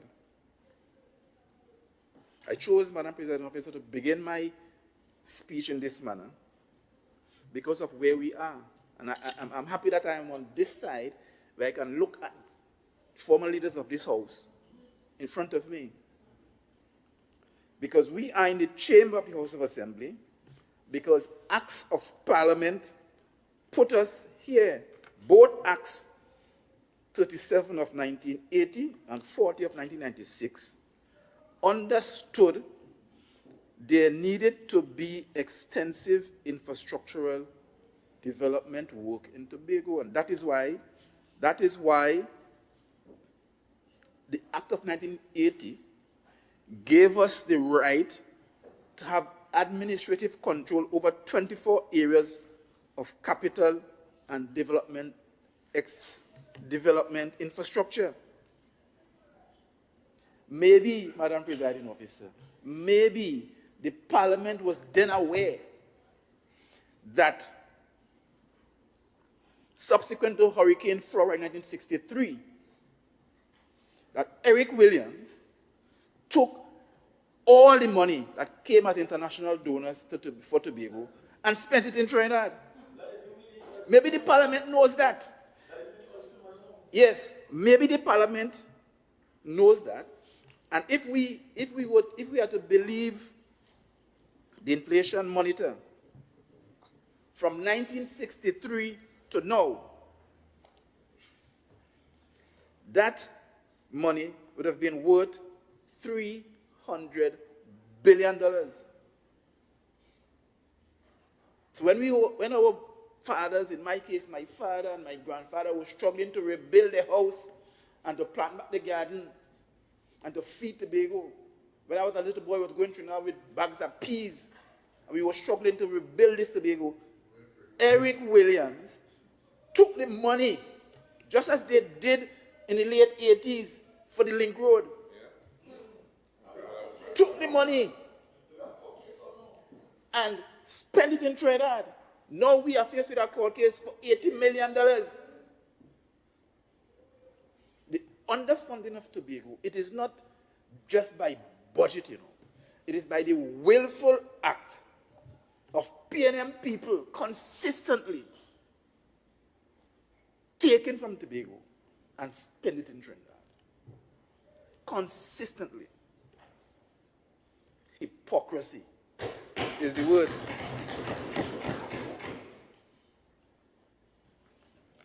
We have a problem in Tobago where we are failing to appreciate that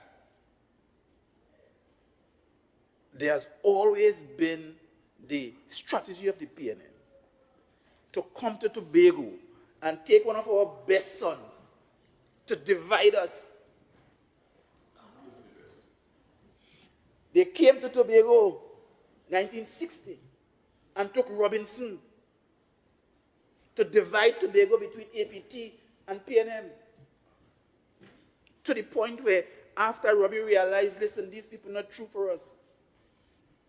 1.5 election cycles later, deciding to leave the PNM. But divide us they did. Today, we see the division. We are members opposite are coming to this house to tell us that we must essentially accept underfunding or only get it if we accept their bill.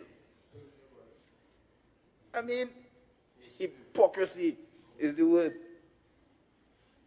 And I want to say to Tobagonians that I attribute this difference in philosophy that is preventing our success to this idea of the lack of internal unity and our inability to work together for the good of the Tobago state. The PNM has successfully divided us where 1/3 of the population supports the idea that we must allow another slave, just like us, descendants of another slave in Trinidad, to be able to come and take everything that we have. Take with human resource, take with oil and gas, bat up with little duck pond, deep water harbor, decide they're going to break the law and build the airport for themselves. You understand? I'm coming to that. I'm coming to that.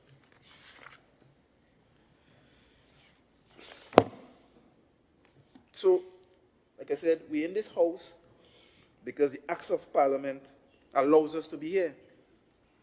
And we must ask ourselves, what might be the reasoning in Act 40 of 1996, which we now work under? Section 43 says, and the chief spoke to it, that Parliament thought it necessary to admonish the government and the Minister of Finance about the necessity for adequate funding for Tobago. And the section goes further to remind that spending money on development in Trinidad does not automatically mean Tobago will benefit. This is in 1996. This is almost 3 decades after independence. Remember, the Chief Secretary spoke about the average budgetary allocation.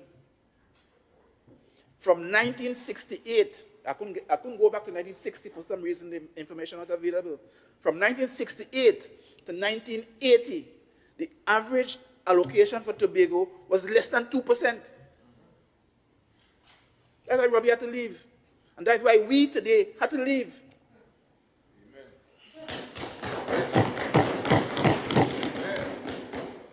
when we fight, and we fight for this house, they decide that the whole of the assembly must be run by one man.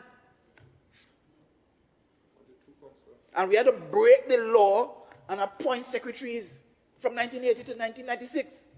That is why we're here today. And we have 7 or 8 or 9 secretaries. Because one man decided to break the law, the so-called law, because you know the Parliament of Trinidad and Tobago, where Tobago is concerned, that only makes stupid law.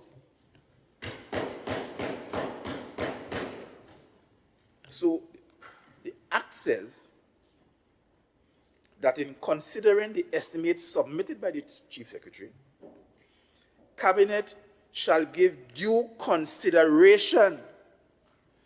Due consideration. If you are giving due consideration to the financial and development needs of Tobago, you can't be giving 4.03 every year. How you could sit down in Trinidad every single year since 2001 and decide that you have considered the financial and development needs of Tobago and come up with a fixed figure? How? Hypocrisy.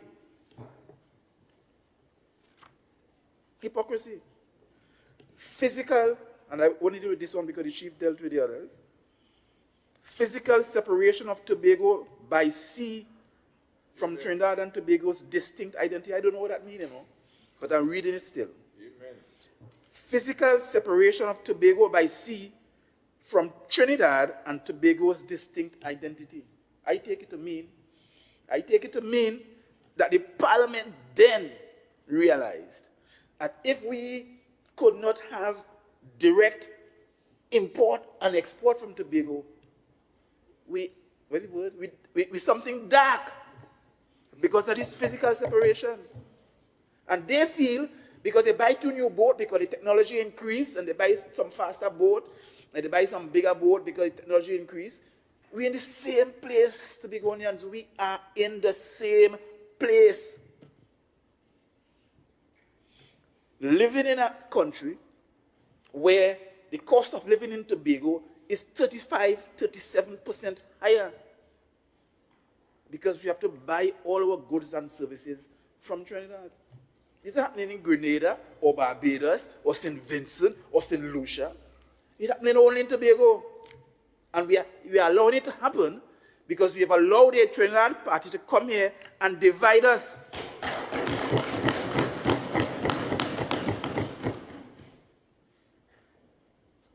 Every dollar we spend in Tobago from this budgetary allocation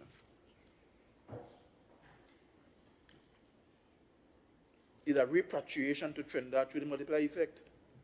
Every single dollar. When you buy pineapple in Tong, it's a farmer in Trinidad that planting it. The money has gone back to them. We are paying the salaries for those people. When we buy lumber, when we buy, not so much lumber, when we buy cement, we are paying the salaries for the people in Trinidad. Everything. And we come, and they come to the house and come to the people every year, every time, to say, vote for Trinidad to take care of us. I want to say that from 2021 December, the people of Tobago decided to put an end to that. Yeah. And we ain't going back.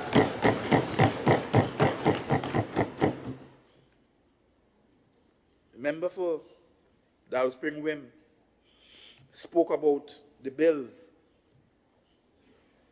I want to say, and I want to ask the people of Tobago to accept nothing less than a full definition of Tobago in accordance with the UNCLOS, United Nations Law of the Sea. Yes. Nothing less. We must know for sure, that this country is made up of 2 states, one in Trinidad, one in Tobago, and each state must bring something to this union that we have. And we must know how to define it.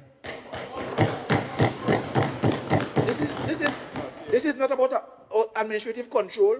This is about what Tobago brings to the union, and Tobago brings significant resources that we are not getting a cent from. Yes. Not a cent. 4.03. Hypocrisy. The member there spoke about Tobago's security.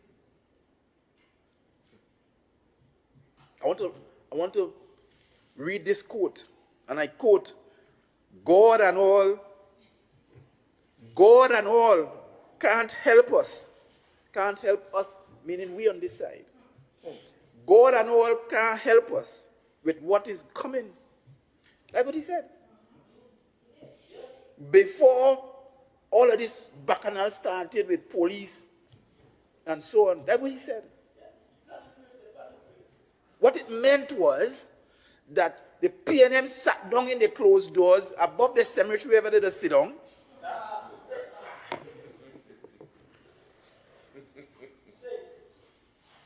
Don't say it. Thank you, Madam Don't Presiding say it. Officer. Thank you. Thank you, Madam Presiding Officer. I just heard that they were sit down. I would just hear so. I never really see them, so let me take that back. I take that back. But they sit down in the high citadels wherever they sit down, and colluding and planning with the police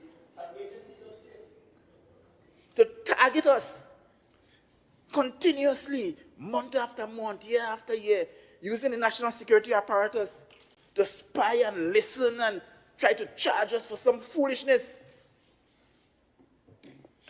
Member, relevance, please. This Madam is a President, discussion about budgetary allocation for Tobago. Absolutely, Madam President Officer, but I have to respond because you allowed him to bring all kind of things into the debate, and therefore you should allow me to respond.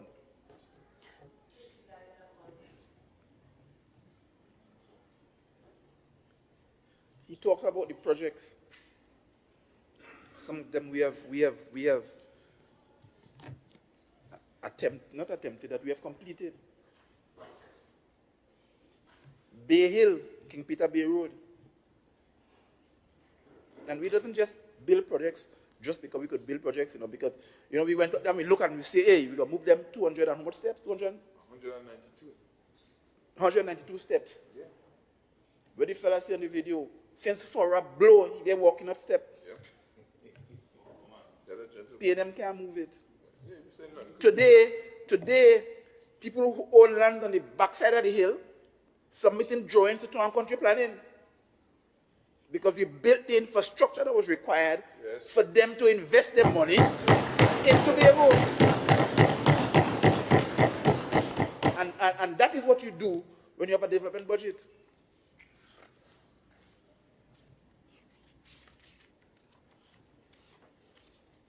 We built Smithfield, not because we wanted a project to build, because we were planning Carnival and we wanted a secondary road, and the opportunity was there to connect Montmary to Scarborough to give persons of Smithfield and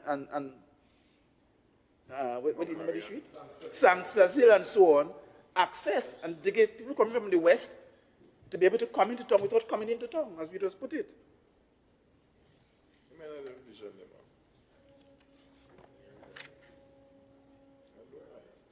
And so,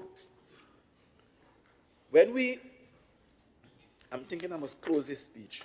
When we come to this house to talk about budget and what we should be allocated, I want Tobagonians to consider that the only limiting factors that prevent us from getting what we deserve in this union is the PNM.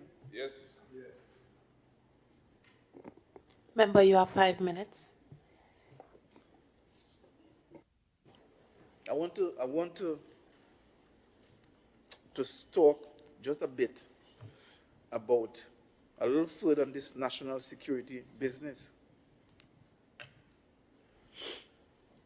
We have started from my division. we have sat the division, and we have requested support of the Tobago police to secure our projects and members of the public driving by where our projects have been built.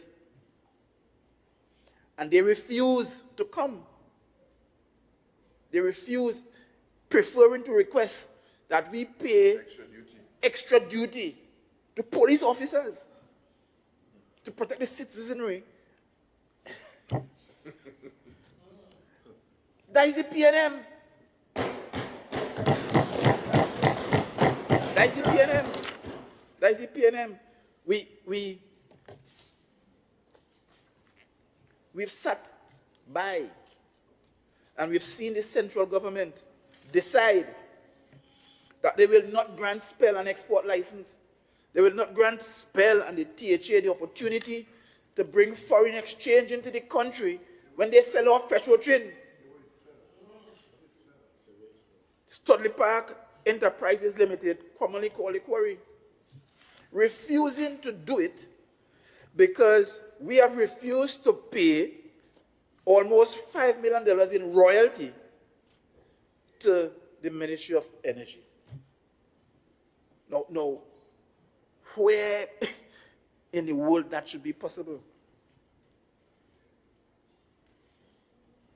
The PNM decided that because SPEL became SPEL as a private company in 2017, they've read some law that says that we should pay royalties and SPEL and plain royalties. We had a quarry in Tobago just up from the government own, started before 2017, that never pay a cent in royalty. Not to the THA, not to the central government, not to nobody.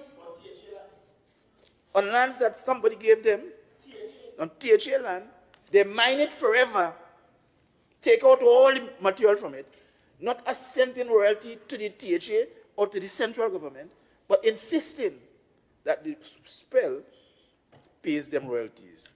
Is the Prime Minister friend? Yes. Members, please. The Exchequer Act, Exchequer and Audit Act, Madam Presiding Officer, states in section 12 that there shall be an exchequer account, and section 13 says that all revenues shall be paid into the exchequer account.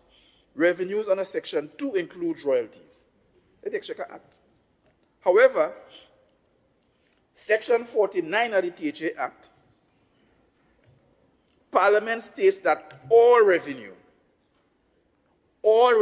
collected in Tobago shall be paid into the Tobago Fund. And that revenue includes any company, financial institution, or person operating a business in Tobago shall pay in Tobago all taxes, fees, duties, levies, and all imposts in respect to operations in Tobago. So how in God's green earth should the Ministry of Energy and the Ministry of what is it? Under Gopi School, what's the ministry name? Trade should be insisting that SPEL pay royalties for rocks in Tobago. For businesses done in Tobago to them, and refusing because they have the power under the stupid laws that others make. They have the power to refuse because their slave master was better than our slave master, and they're better than us, and they could just take and do anything to Tobago, supported by the members opposite. Are supported by the members opposite. Member, your time is up.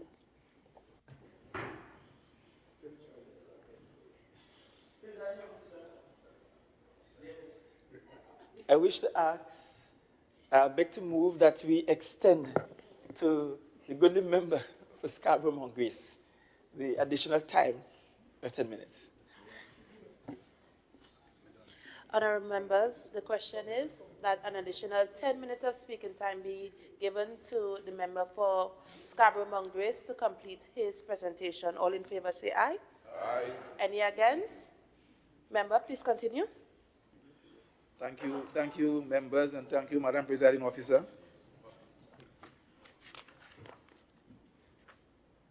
Where was I at spell?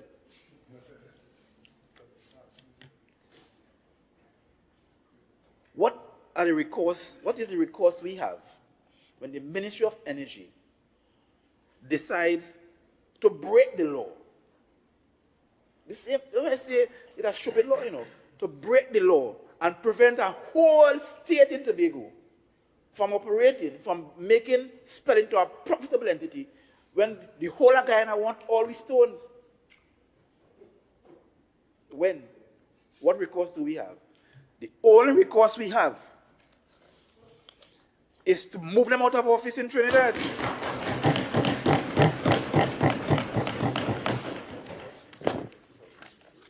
Huh?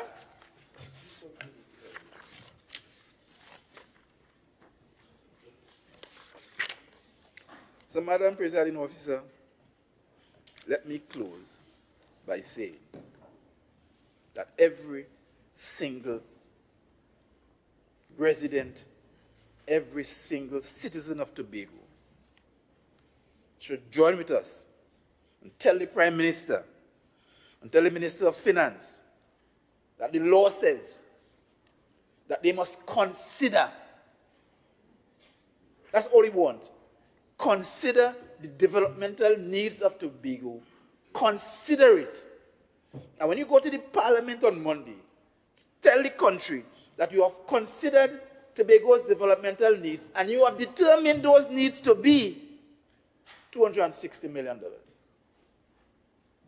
Tell the country that a separate island is getting an equitable share of the budget. And that equitable share for development and capital expenditure is $260 million. Tell them that you have considered it and that you as a Tobagonian, head of the government, in fact participated in a meeting with the Minister of Finance and sat and you considered it and you have determined and approved the budget before that $260 million is all that the people of Tobago need for capital development works in the whole of Tobago. Tell them that it is equitable. And then tell them that you ain't giving them an extra cent more until they vote for your bill. No media review. When the media review come, they go in and get themselves another $7 billion and then give us a cent. Everything is doing breaking all the laws and we sit down in Tobago and just taking it and time for that to stop. Time for that, if I this to what you gonna break, time for that to stop. We are not you, Tobago, wherever you are, Tobagonians, wherever you are, whether you're in the States, you're in Europe, you're in Trinidad, you are not second-class citizens in this country. You're not. And time for us to stop accepting this second-class treatment. We're not. We are equal under the law. We are a democratic state, and no democracy should allow for one state to rule the other. We must fix that once and for all in 2025 or late 2024. Because I see they're hustling with the airport and thing. So we must fix that. Because the only way to have an equitable share of this country's resources, the only way to do it is to be able to move the PNM from the Parliament. That's the only way to do it. And we must resolve ourselves to accept that if we are to do it, we have to come together as Tobagonians and we have to find a way that we must work together to achieve the one goal that our forefathers wanted: a fully functioning, self-determining Tobago House of Assembly. Thank you.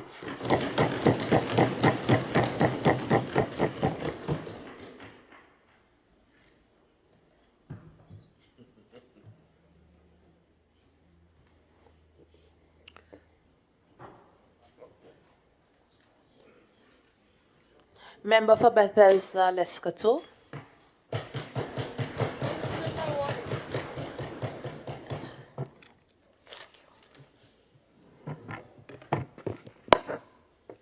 Thank you, Madam Presiding Officer, and a warm good afternoon to members of this August House. Happy return to the people's business. As Secretary of Education, Research and Technology, it brings me great joy and pleasure to stand here, also as the representative of Bethesda Leketo, to represent the voice of the people. I stand in support of the original motion as I rise today to confront the significant challenges we face within the education system and this Tobago House of Assembly by extension. I want to assertively defend the points raised by our Honorable Chief Secretary, Fali Chavez Agustin, because his points are a necessary tool for us realizing our vision of making Tobago the greatest little island on the planet. Madam Presiding Officer, as we prepare for the national budget statement on Monday, September 30th, 2024, it is imperative that as a people, we address the financial realities impacting this island and hold accountable those responsible for our current socio-economic crisis. Madam Presiding Officer, the Tobago House of Assembly has a clear mandate under Act 40 of 1996, and that is to manage the affairs of Tobago. Yet, we are continuously and continually hampered by inadequate funding. That is nothing we are not aware of. The DRC has recommended, and we've been speaking about that over and over again in this house, that Tobago's allocation should fall between 4.03% and 6.9% of the national budget. However, we persistently, and Chief said it explicitly, receive allocations averaging of the 4.03%. Minority Leader, in an effort to hoodwink the Tobago populace, spoke to receiving more allocations. More allocations in terms of dollars and cents because the national budget has also increased. But that does not take away from the fact that the percentage, if I receive $1 this year and I receive $2 next year, but the percentage nationally, because the national budget has increased, obviously the dollars and cents will be more. But that does not change, Madam Presiding Officer, the percentage. The percentage remains the same. But more than that, Madam Presiding Officer, Minority Leader again, in an effort to hoodwink Tobago, has not spoken to the fact that the increase occurs on the recurrent side. The DP, Madam Presiding Officer, and I can attest to it, 2022 to 2023 fiscal, we were in Trinidad there and we heard the 300 million and we felt good. But by 2023 to 2024 fiscal, Madam Presiding Officer, a sharp decrease to $260 million. The Minority Leader needs to be truthful in his propositions here in this house. Tobagonians, the Chief Secretary in his wind-up would spend some time again educating us on the difference between recurrent and DP. And when we have national increases, that 4.03% is what we should focus on, not the figure. The percentage is what we're here speaking to. Madam Presiding Officer, I want to put on record that this is unacceptable and a direct contributor to the challenges we face today as a TPP executive. I want to also strongly condemn, as I said before, the PNM for their role in this crisis. You see, Madam Presiding Officer, since taking control of this assembly in 2001, their administration has exhibited a blatant disregard for the needs of the people of Tobago. Their neglect has not only stifled Tobago's progress, but has also inflicted long-lasting damage on the very fabric, and I'm getting specific here, of our educational system. It is time for the members on the other side to reflect on the consequences of their inaction and their poor governance, just as Tobagonians did on that 6th of December, 2021.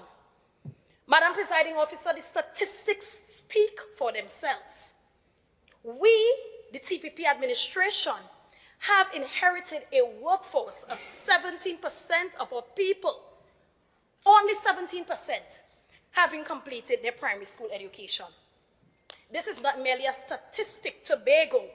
It is a direct indictment of decades of poor planning and a lack of investment in our human capital. The ramifications for this neglect are felt acutely within the Division of Education, Research and Technology, which I so lead. We continuously struggle to provide the quality education and the services our islanders deserve. Yet, under my leadership and under the leadership of the Chief Secretary of Tobago, we have found creative ways to execute projects and drive progress. You see, Madam Presiding Officer, it's not enough to come and lament on the fact that we know that the People's National Movement is going to continue doing what they have been doing.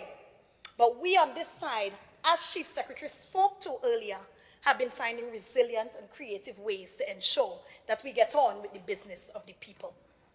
Madam Presiding Officer, on September the 6th, a couple days after school reopened, Secretary of Education and her team at DIRTEC brought together a diverse group of education stakeholders, including corporate Trinidad and Tobago, alumni associations, and just persons who are willing to give back to this island, persons from the diaspora, etc. And we held something called a Secretary Stakeholders Brunch.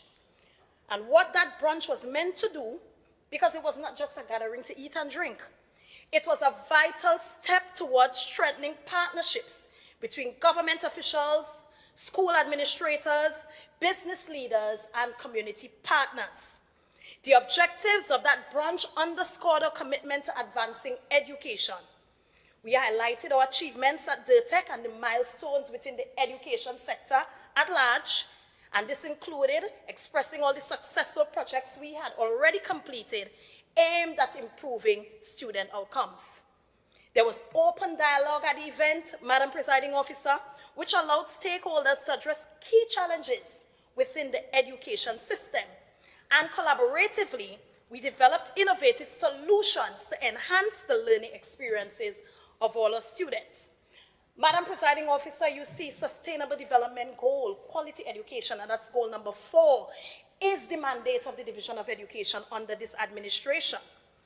There, we highlighted the introduction of a stakeholders' vision blueprint, a booklet which highlighted and outlined proposed projects designed to foster creativity, academic excellence, and community engagement across our Tobago schools. Schools are at this time enhancing their projects because at that point in time of the 57 schools under our purview, there were about 28 or 29 schools with completed projects and others were there working on theirs. In that gathering, Madam Presiding Officer, we emphasize the importance of reinforcing our collaborations to ensure the successful implementation of these projects. Madam Presiding Officer, at the brunch, there were also engaging panel discussions focused on enhancing student outcomes and inclusive education while exploring the critical role of corporate sponsorship in addressing the rising challenges of crime, youth violence, and of course, juvenile delinquency. I firmly believe, as I stated, that at the event, the investment of education is more than just a moral obligation. And so we have had the fact that this economic imperative needed to be one where all of us as an island moved towards this shared goal of quality education. Madam Presiding Officer, at this time, I am pleased to report that we currently have over $400,000 in pledged support to our projects, with 14 projects already listed to be sponsored by corporate Trinidad and Tobago. Madam Presiding Officer, at this point in time, I'm pleased to also announce that we have alumni associations, 8 of the 9 alumni associations of our secondary schools, also coming to us, ready, willing, and able to partner with the Division of Education, because we understand that our paltry $31.2 million on average for DP that takes care of financial assistance to tertiary students, our multicultural unit, and right now we're trying to focus on revitalizing the Pan in School project, our sport in education unit, and as Chief spoke to that before, with an allocation of $100,000. Last year we spent almost $5 million right at the Division of Education because Tobagonians have been excelling at sport. Madam Presiding Officer, while I'm here, I was just reminded, and this is a comparative analysis at that at the Division of Education, and just as you said, Chief, we've been taking little and making a lot out of it, and probably that has been the error of our ways. Because I was just reminded, and it came to me while I was giving the minority leader counselor just an update of what the budget for the school repair program was. Madam Presiding Officer, in the Ministry of Education, with a budget of $8.022 billion, and almost 800 schools under the minister's purview, they expended $20 million on their school repair program. At the Division of Education, and I'm speaking to the DP now, with that $31.2 million, with all the commitments we have, we also expended $20 million with 57 schools under purview. Madam Presiding Officer, I don't know how else to speak to what commitment to education is. 57 aging plants. Well, probably 50, 55, because Scarborough Roman Catholic and Scarborough Methodist are newer schools on the island. And we could find, after spending all of that on assistance to tertiary students, at multicultural units and the Pan in Schools revitalization program, sports in education, and the other developmental programs of the division, still find a way to pool $20 million, not because we had to, but because we needed to. Our schools are in a state of disrepair, and that is the commitment of the people on this side, commitment to Tobago. Madam Presiding Officer, during the financial year 2022 to 2023, 2023 to 2024 rather, we faced a significant increase in recurrent expenditure due to the 4% salary increase to teachers. And I want to pause here for a second. You all remember what happened in about December or so of 2023, with ministry explaining that by the 19th of December, teachers will be paid X amount of money, and we had all these phone calls flooding us up there at Dutchford Plaza. The money was not in Tobago, but the announcement came, and we were caught unawares. And then, of course, in an effort to ensure that we won par with our counterparts in Trinidad, administrator and myself sat and we worked the numbers, crunched the numbers, called then Secretary of Finance, Chief, we have to ensure that our teachers enjoyed a good Christmas. And while we were there working, we got some releases. We got allocation. And so, Madam Presiding Officer, we worked tirelessly. We set up a help desk, and teachers had the opportunity to be paid their releases. If they didn't get it before Christmas, they got it in time for New Year's. But guess what, Madam Presiding Officer? If a 4% increase, and I can quote the figures, our monthly salaries for teachers, and I'm talking about, of course, the public servants, because this does not affect the contracted teachers, and we'll have to have a conversation about even that. $11,130,000 per month is how much we expended on these salaries before. That increase, we now expend $13,490,000, Madam Presiding Officer, with no increase in our budget. What does that redound to? And we faced the challenges recently. Madam Presiding Officer, in the first week of school, thank God for intervention from Chief and Secretary of Finance and myself. Our maxi taxi drivers were owed $2.1 million. 2.1, that's recurrent. But guess what? In an effort to ensure that we manage the finances of the Division of Education well, we had to sit with them and make commitments. They have since been paid. Madam Presiding Officer, in that same first week of school nutrition, $12 million. Because think about almost $3 million shortfall every month from January to September. What you're going to have? You're going to have a situation where your other recurrent spend is going to be affected. Madam Presiding Officer, security, $12 million. Again, direct shortfall. And so I'm saying in this house that when the Division of Education comes here, just as every other division, it's not because we want. If we really have to take this island in the place we said, and I mean minority leader came, and I am glad you're back in the house. Stop hoodwinking Tobagonians, minority leader. The 4.03 remains consistent. The national budget increased. So, of course, 4.03 with an increase in the national budget would redound to an increase in the THA spend. Focus on the DP. You stood here and you said X amount of $1 billion, only focusing on the recurrent minority leader. But speak to Tobago and let them know that the national recurrent also increased. And so I'm going to allow the Chief Secretary to wind up there by reiterating that, because Tobagonians, this is the age of enlightenment.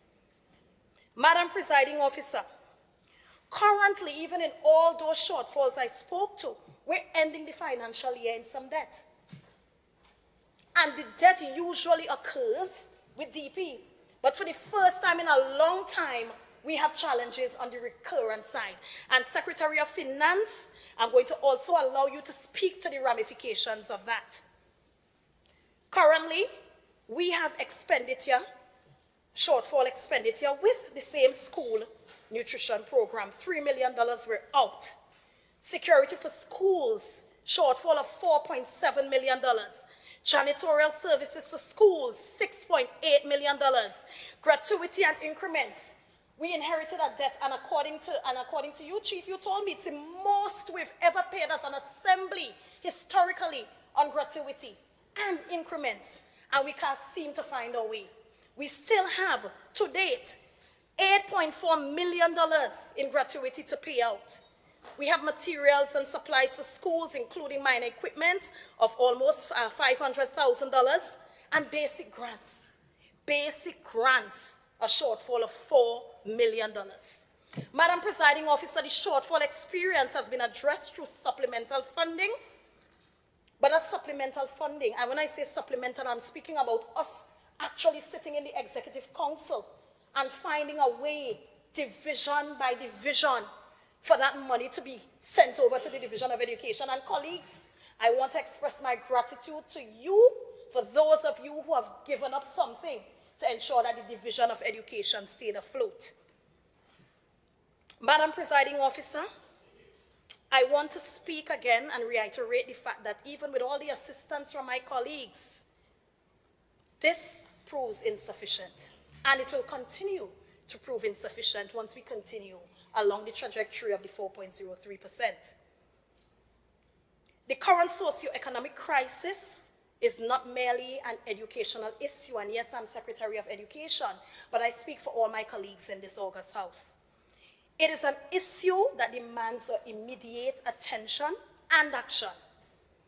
The consequences of this underfunding, Madam Presiding Officer, affect our health services, our public safety, and the overall quality of life in Tobago. I heard my colleague, Secretary for Infrastructure, speak to, and he's probably one of the best examples of how much he has been doing with a little. Probably so much so that you're wondering, and I call him, where is he? He's not in the house. Superman, just making it happen. And in record time too. And so, Madam Presiding Officer, when we stand there with Minister Imbert about to present on Monday, again, and all the issues of, what is it? Fiscal mismanagement, and the PNM is the perfect example of that. And again, hypocrisy to come in this house and speak to it, because a lot of the challenges we currently face has been inherited from them. And so, Madam Presiding Officer, as I stand here, Minister Imbert, wherever you are, I hope, like Pharaoh and Moses, to soften your heart, for you to understand the plight of Tobago. The woeful underfunding of the THA is something we inherited. Chief spoke to it extensively in this house, but it cannot continue like this. And so I hope that my colleagues, when they stand to contribute to this motion, speak specifically to what's happening in their divisions so Tobagonians can understand the plight of the current THA, but speak collectively to that one voice of us saying, listen, we don't want we money sleep outside. We don't want we money sleep outside. And Tobago, it is time enough that again, another hoodwinking of this 6.8 like a carrot dangling on a stick with all the imperfections of the bill be thrown out of the window because currently the DRC allows us to go all the way up to 6.9%. Madam Presiding Officer, I thank you.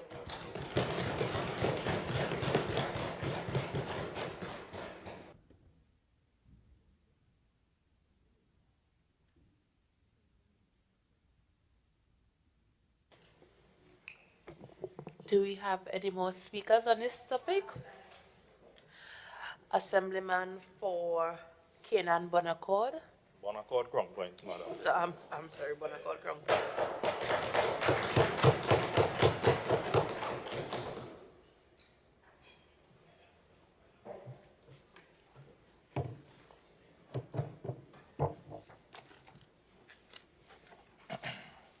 Madam Presiding Officer, Member, before you start, as per standing order, let me get it right, 16, sitting of the Assembly, 16-2 at 4:30, the presiding officer shall suspend the sitting and order it to be resumed at 5 p.m. It's now 4:23. Can we make a decision as to if we are going to sit and expend the matters on the order paper, or are we going to break at 4:30 and resume at 5?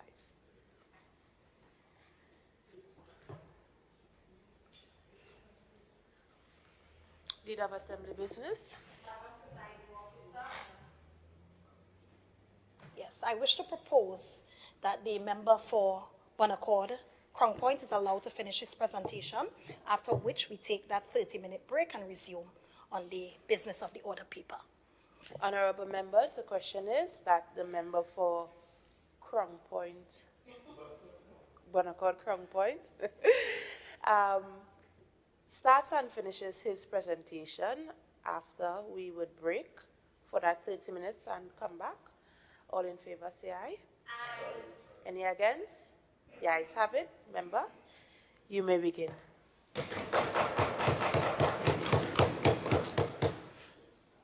Madam Presiding Officer, it's always a pleasure and honor to present in this honorable house. I must say good evening to my esteemed colleagues and my team headed by the Honorable Chief Secretary, Farley Chavez Augustine. I also welcome back each and every one of us to this house after the break. Madam Presiding Officer, you know, as I stood here this afternoon and I listened to the minority, I said to myself, if it's one person I can make out of plasticine, is the minority. Because I knew exactly what he was going to say. I knew exactly what he was going to come with. Because all that comes out of his mouth is buncombe. And if you know what is buncombe, that is another word for foolishness. Madam Presiding Officer, I stand here today with hope and optimism that the Tobago House of Assembly will finally be given the fiscal respect it deserves. This is not just a matter of what we deserve, but it is also a matter of justice and fairness as mandated by law. However, I must also remind myself of the continued disrespect the central government has shown to the Tobago House of Assembly.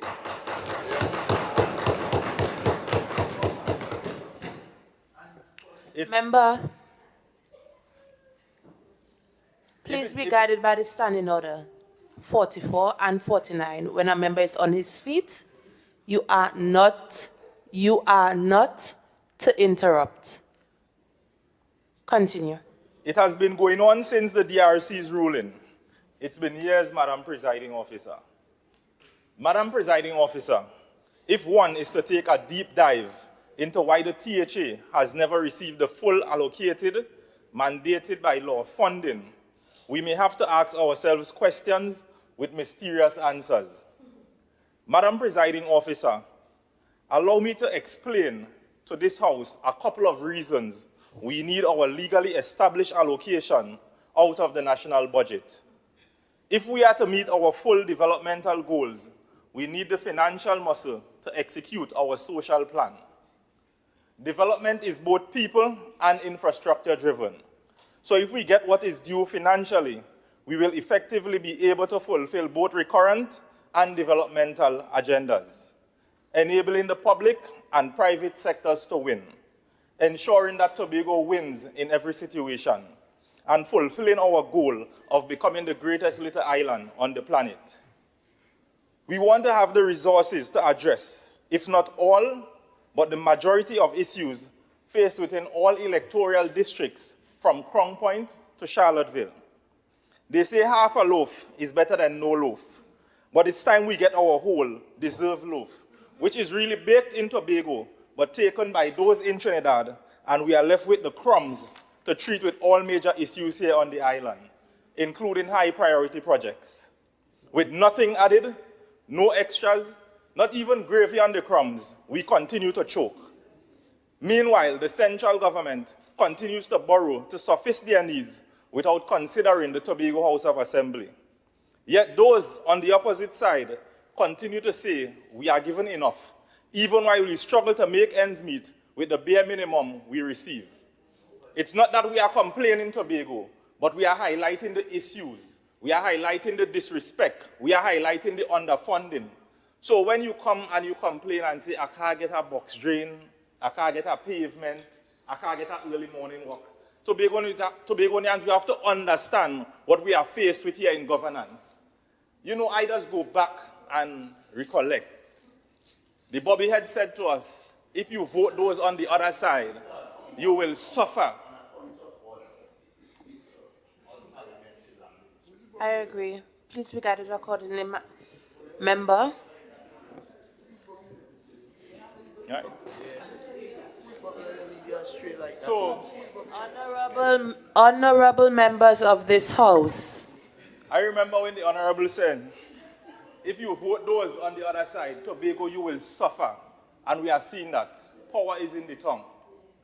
Madam Presiding Officer, the Tobago House of Assembly's constant cries and sometimes literal begging to be given our due and fair share of the national pie is not just about making noise in the space. Based on the decision of the DRC's legal recommendation, we are advocating that Tobago's allocation by law should be between 4.03 and 6.9% of the national budget. The mighty shadow asks, what's wrong with me? What is wrong with Tobago? Why we can't get what we are given? When the confused on the other side want to try and hoodwink the people of Tobago, remember the figure. People of Tobago, this is your money that is being withheld from you. Your children, your This is the last time I'm going to say, when a member is on his feet, there should be no interruptions. Please continue. Madam Presiding Officer, you see when you speak the truth and you try to let Tobagonians know what is going on, they try to just let everything go away. They interrupt. Every minute they have something to say.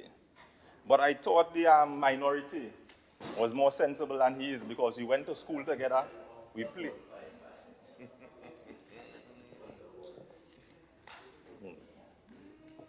The truth really hurts. Right? So Tobago, we have to ignore the old noise and get married to the facts.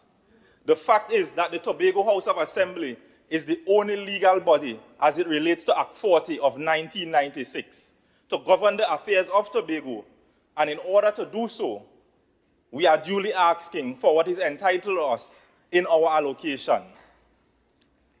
The fact is that we are legally due the 5.8% requested of our country's national budget. On the other side, they like to talk about money being spent on the island through ministries. Send them packing with that. Tell them to stop playing smart with foolishness and obey the laws of the land. Let me reiterate, the Tobago House of Assembly governs the affairs of the people of Tobago. Madam Presiding Officer, let me also remind the people of Tobago that is not only this administration that has been pleading with the central government to do what the DRC recommended. Let me take you back down memory lane.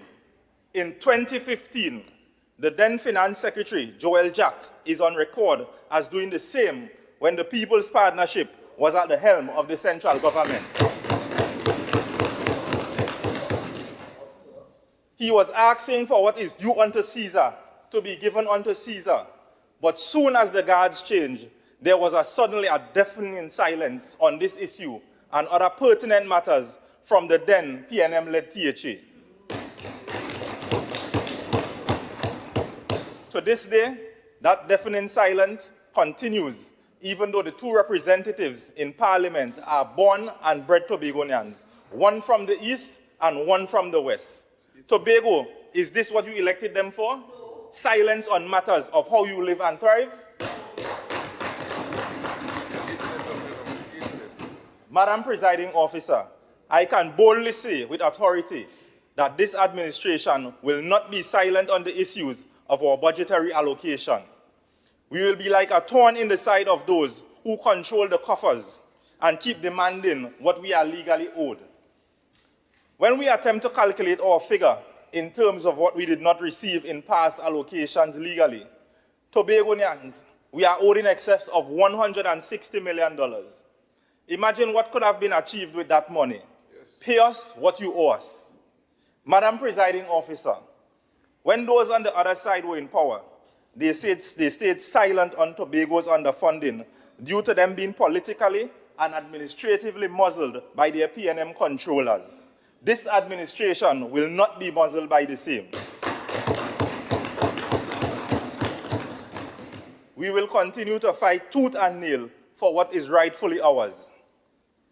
Madam Presiding Officer, for Tobago to realize its full developmental potential, we are calling on the Honorable Minister of Finance to give us our estimation. Tobagonians, we must dream big, aim for higher heights, and not be held down by the evil force of those in red. We are more significant than a coal pot, more prominent than what they see in us. So we ought to think big and realize those dreams as big as they may be. Madam Presiding Officer, underfunding has hampered us severely. For example, while millions of dollars are allocated to agriculture in Trinidad, we here in Tobago only receive a paltry $3 million. Is that what we deserve? Our Secretary for Education had to work magic to have our schools ready for a reopening, while the Dolly in Trinidad, who has more access to funding than us here, complained of it inadequately. Madam Presiding Officer, people of Tobago, there are ministries in Trinidad that are allocated more funding than the entire Tobago House of Assembly. These are just a few examples of underfunding from the central government. Maybe as a political desperation and election fever get high and the PNM political heartbreak of being out of office, we may be finally given our full share of the budget. But who knows? My friends, time and time alone will tell. Madam Presiding Officer, with all that I have said, my team continues to work fiscal miracles to meet Tobago's needs. To this team headed by our resourceful Chief Secretary, I must say, well done. Well done to all our divisions for taking what little they are given and making ends meet to get the job done. However, to fully meet our goals, this political and administrative disregard from the central government must stop. We are calling on the Minister of Finance to do the right thing, or we will have no problem going to the constitutional avenues to get justice. Give Tobago what is due unto them. Let your conscience be your guide, and do the right and honorable thing. As the good book says, every charitable act is a stepping stone towards heaven, and the happiest people are not those who get more, but those who give more. Madam Presiding Officer, for the chance to contribute to this critical debate, I thank you.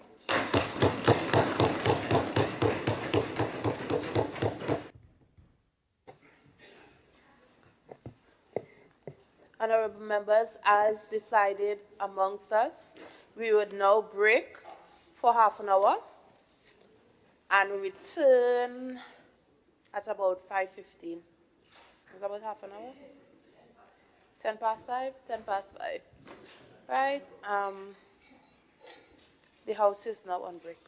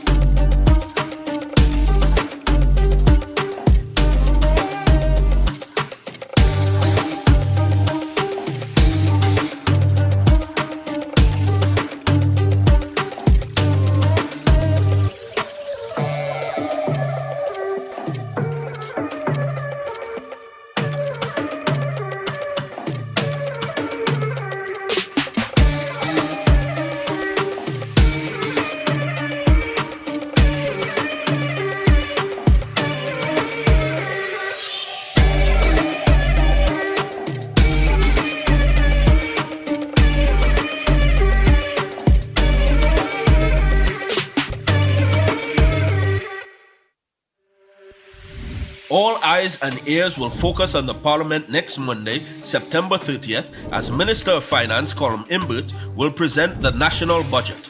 And though the Dispute Resolution Commission recommended that Tobago's allocation fall between 4.03% and 6.9% of the national budget, Tobago has consistently received allocations closer to the minimum of 4.03%. Chief Secretary Farley Augustine will lead the charge by filing a motion in the House calling on the Minister of Finance to allocate no less than 5.8% of the national spend to Tobago, which would adequately fund the island's critical development priorities. This Thursday, September 26th, from 1:30 p.m., debates resume with the 33rd sitting of the 2021 to 2025 session of the Tobago House of Assembly. As always, our doors are open and all channels are clear. Tune in or come in. Either way, don't miss it.